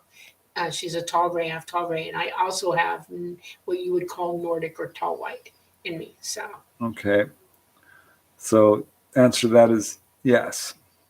James Fox wants to know, is Bigfoot a type of alien being? I don't think so, honestly. I think they're sentient beings here from Earth and are sometimes contacted by ETs and very psychically evolved. Yeah. All animals are psychic. I mean, your cat knows when you're coming home. So does your dog. They practically understand you. They show emotions just like we do. They communicate with you all the time and each other. And he's exactly right. Okay. KT is talking about lucid dreams and astral travel and the difference. Yeah, you'll learn once you start doing them. SD is saying, but people are taken against their will. Shouldn't we call this abduction? No. I was taken against my will to the doctor. Every time I went to the doctor as a kid, I did not want to go. Okay. Your mom abducted you and took you there. Yeah. It's ridiculous. Can I answer that? Sure. Okay. Because we did go into this in the book, and I went over and over it, sideways, backwards, and forwards, because this is a big question in the field. And people are like, I'm sorry, I did not ask for this. Some level you did. On a very high spiritual level, you ask for every single experience you have here. And when people are feeling like did not agree to this, part of them is saying yes, you did, while the other part is not aware of that. We compartmentalize our consciousness.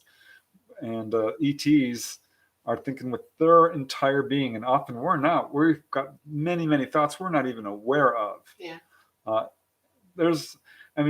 would suggest going to the book and getting a better explanation of this. But right. On and some level, yes. What abduction actually means.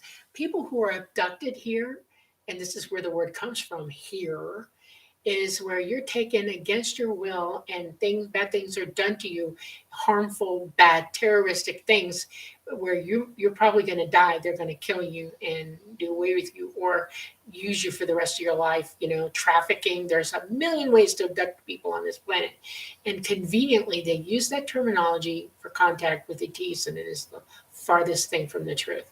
They're not harming you. And if you critically think about what you went through, shine a light on it and try to understand it for what it was, you will see that it did not involve torture. It might have been painful, but it's painful to go to the doctor. Nobody ever said light didn't have a little bit of pain involved to help you heal or get well. Okay. So think about that. Archaic Revival says, if you want to do astral travel, look into the books by Sylvan Muldoon. Yes, do that. Also by Robert Monroe. And there's a lot of literature on that. Terrell Wilson. Yeah. You just point at me? Yes. Thank you. Guy says, my wife said I was kind of switched off when there was a beam of blue light around our house. And that happened twice. What the hell? What the hell is that? Yeah, they can switch people off. They can do that.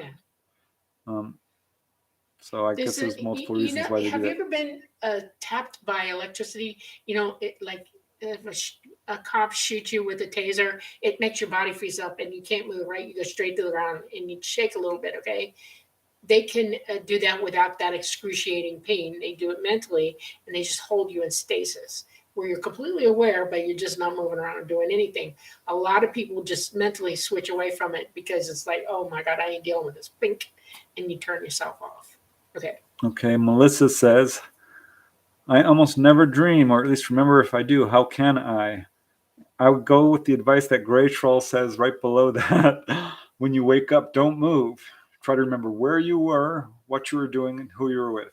Yeah, put the book with the pencil in the bed, right next to you. And then when you wake up, flip it open and start writing. Allow an extra hour of sleep per day. Yeah. Wake up in the middle of the night, take 20 minutes of activity and go back to sleep. Give yourself the suggestion that you will remember everything that happens to you at night. There's a lot of books on this. You really just want to set your intention. That's the whole trick. Try sleeping in a different position. Sleep in a different room. Hyper-awareness is a very, very excellent way. Mothers are hyper-aware when they have new babies in the house, right? You're never really asleep. Your brain is trained on the sound of that baby so that you know to get up, okay? And you do. Hyper-aware mothers often realize that they're dreaming wildly at night. They have unbelievable dreams during that state in motherhood. You can simulate that yourself just by saying, I'm going to remain hyper-aware at night. That's what SD says right here. Right before you go to sleep, repeat over and over, I will remember my dreams as I wake up. Yeah, there's some good advice right here in the comments. So we'll move on. Okay. People are like, I don't dream either. I'm like, yes, you do. Everyone dreams. You just work on remembering it. Michael says, Preston's YouTube has all these answers.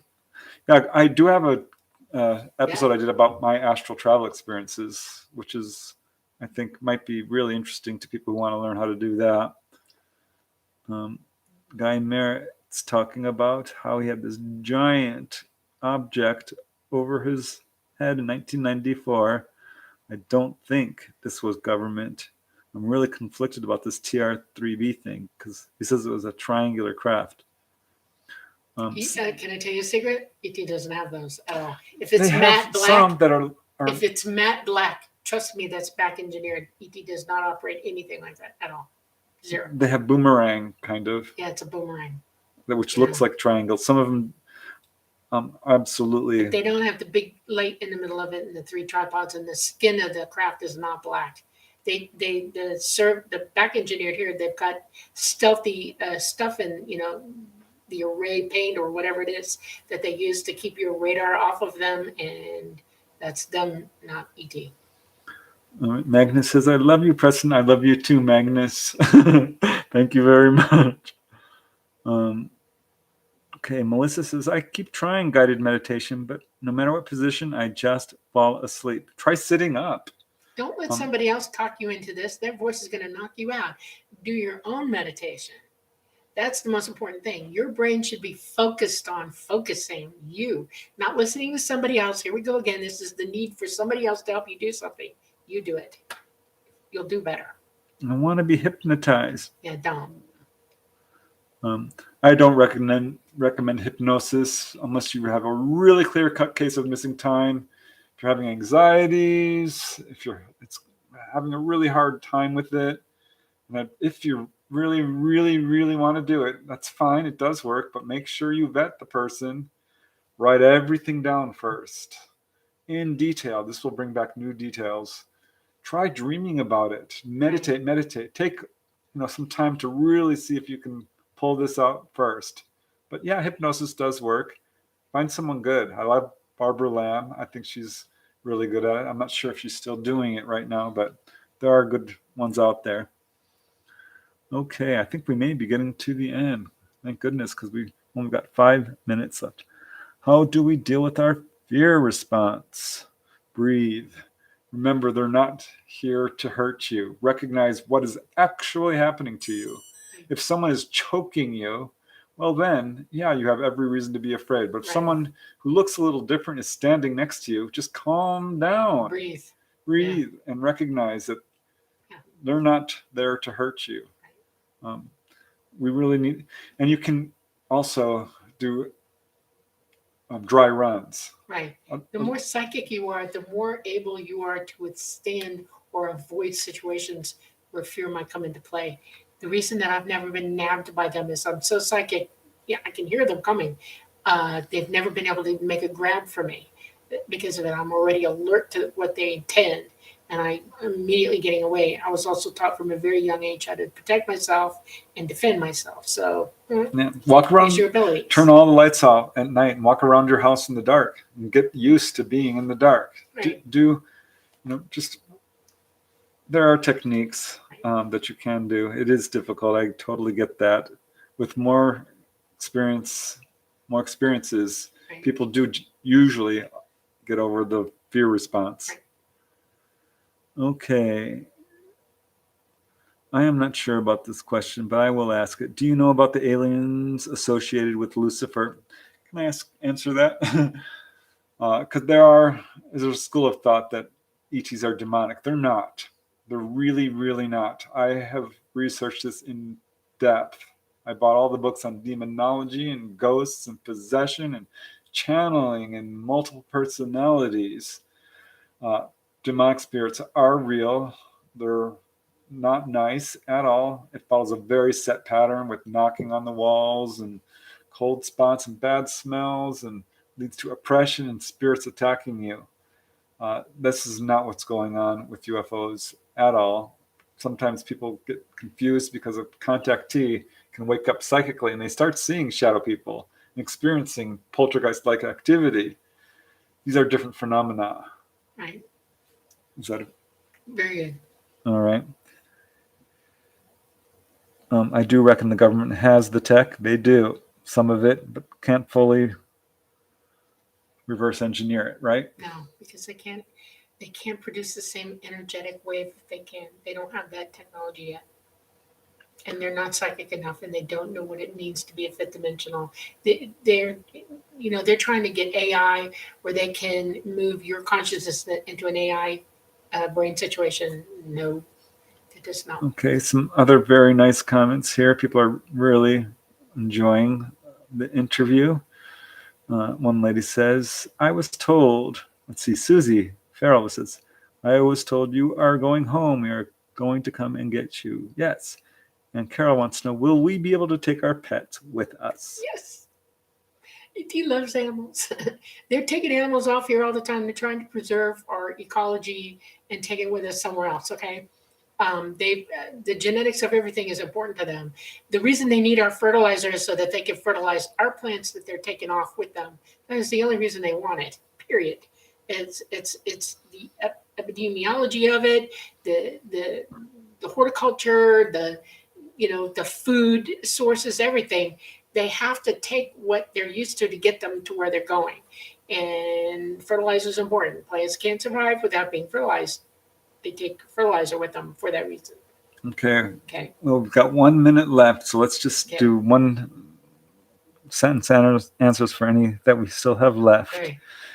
The world's coming to an end in 2 years or less, asked James. No, the not world's coming to an end. It's a new beginning. It's changing. It's good news.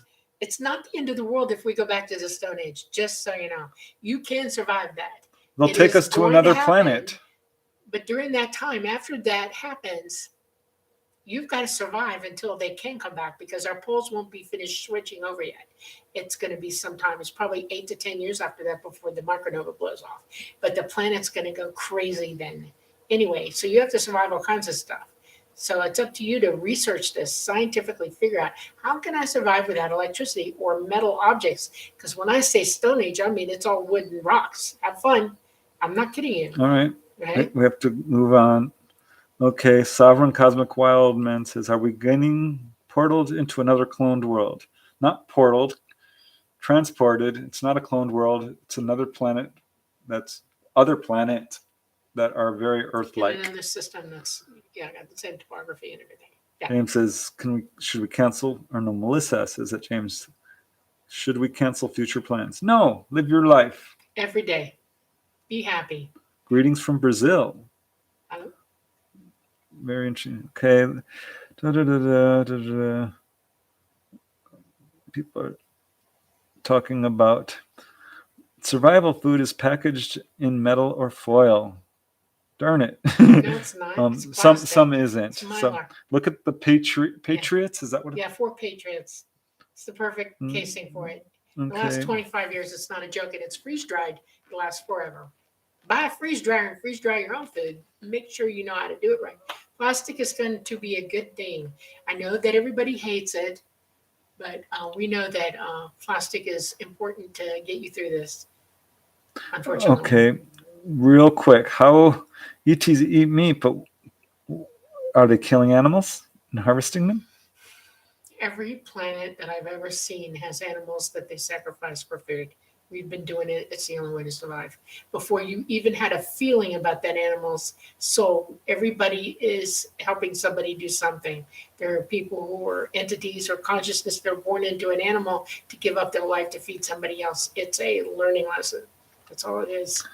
Okay, Sovereign Cosmic. Is one supposed to avoid the light in the afterlife? No. No. The other side is composed of light. We are light beings. You'll know it when you get there. Yeah. You become light and you go to the light, yes. Yeah. Art Bell asked me that when I did his show. That's disinformation from, I forget who said that first, but I'm like, no. The world is composed of light. So I think we were pretty much done here. Ooh. Any last messages, Dolly? Just remember that we are all beautiful, precious beings, and that we have the right to our own destinies, our own decisions about things. And you don't need to be told what to do.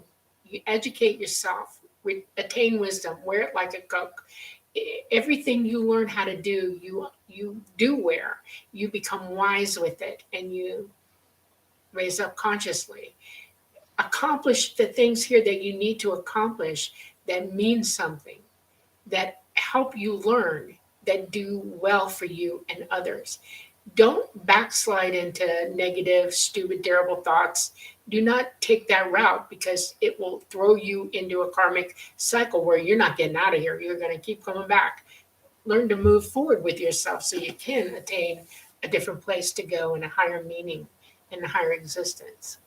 And it's all about love. If you love yourself and you love others and you care about what you're doing, especially in regards to everyone here, and you work with everyone here, you will do that. All right, there's a rumor here. Bob Lazar is listening to this. I don't see any. We'll see. I don't know. He might Ted be. says he had an implant come out of his nose. Do you think there are more in there? Do they always put them back? They always put in more than one? I surgically removed one for myself. It was bothering me. It was in my nasal cavity, and I don't know if it had. I don't know why it got to where it was, but it was really bothering me. And I got my hands on a scalpel, and I opened it up and got it out. The horror of it is that I was going to save it, and I was going to put it in a glass vial, and it started disintegrating right away. And I was really mad because it was metallic at first, and then it broke down. And I was just, ugh. And once it healed, I realized that they had put another one in. And Preston has heard this. I poked it for him. I can actually ping it. You go. Will the ETs release 0-point energy to humanity? No. No, we abuse it. Everything you learn here, you learn for yourself. We're supposed to be here helping each other to attain wisdom and to understand how things work. If they hand it to you, it's not going to do you a doggone bit of good. You already know it in source. You're already that intelligent in source. You come here to physically learn it, to wear the knowledge, to employ it. Learn how to do things for yourselves. How in the world will ETs convince us to go with them? Not going to be easy for some people, huh? I don't know. I think the situation will be so dire by then when we open the doors and go, come on, you're going to come. Just remember, you're only bringing your pets. Don't worry about anything. You want off, and we don't need all the extra baggage, okay? I'm not going to let you bring it. Would an old-timey flash powder camera be able to take pictures on board a craft?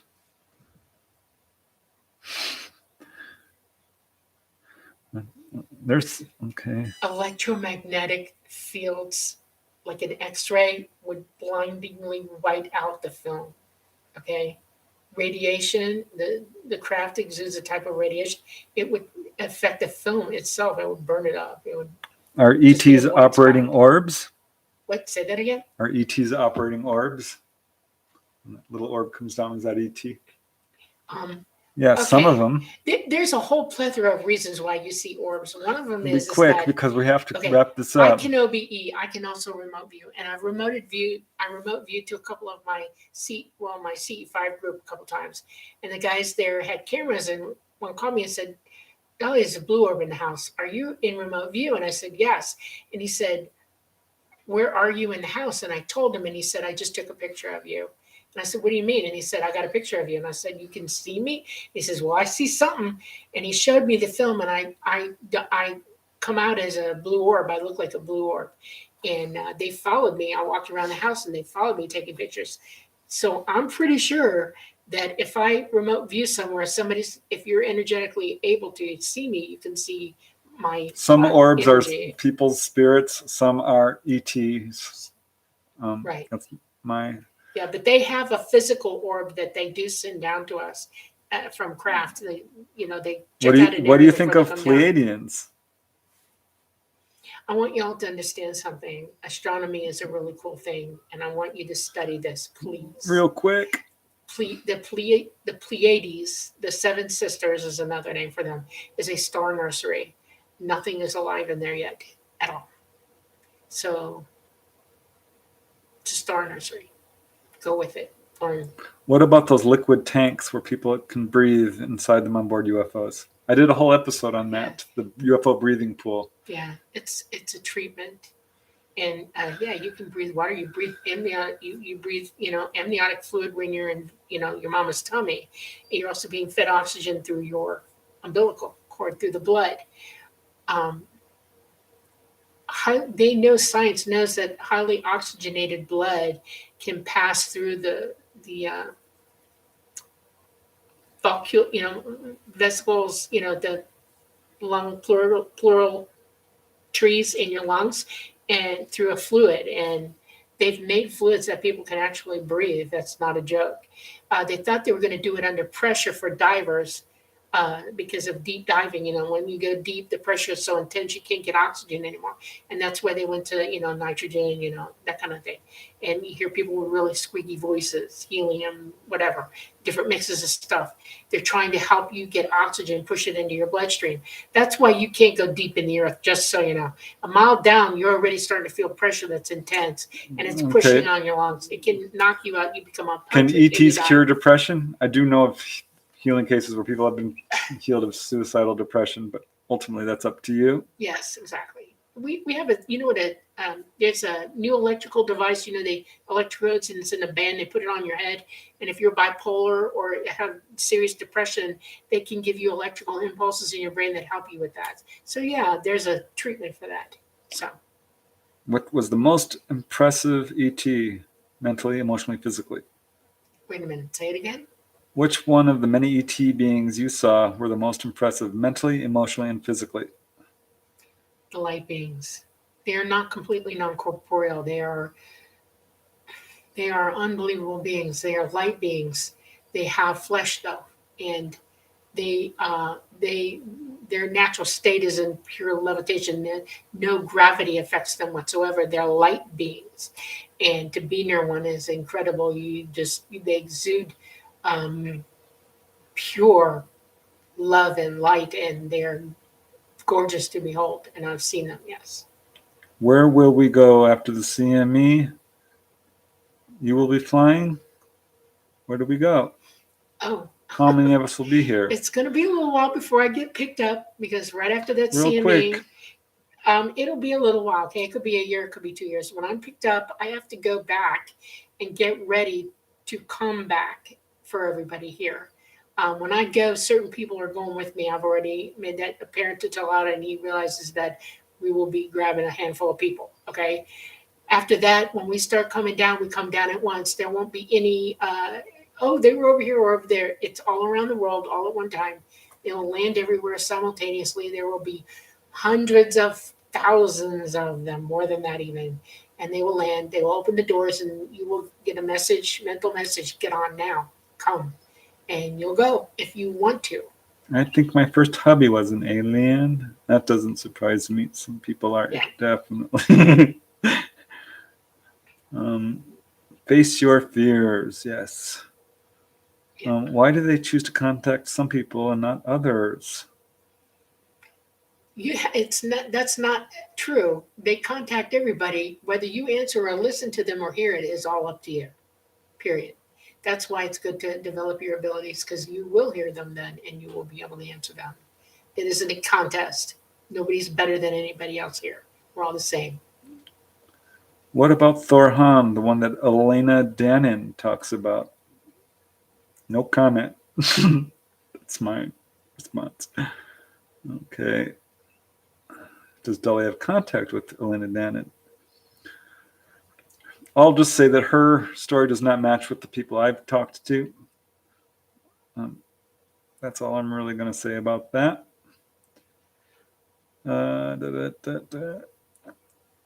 Okay, I think this could go on forever.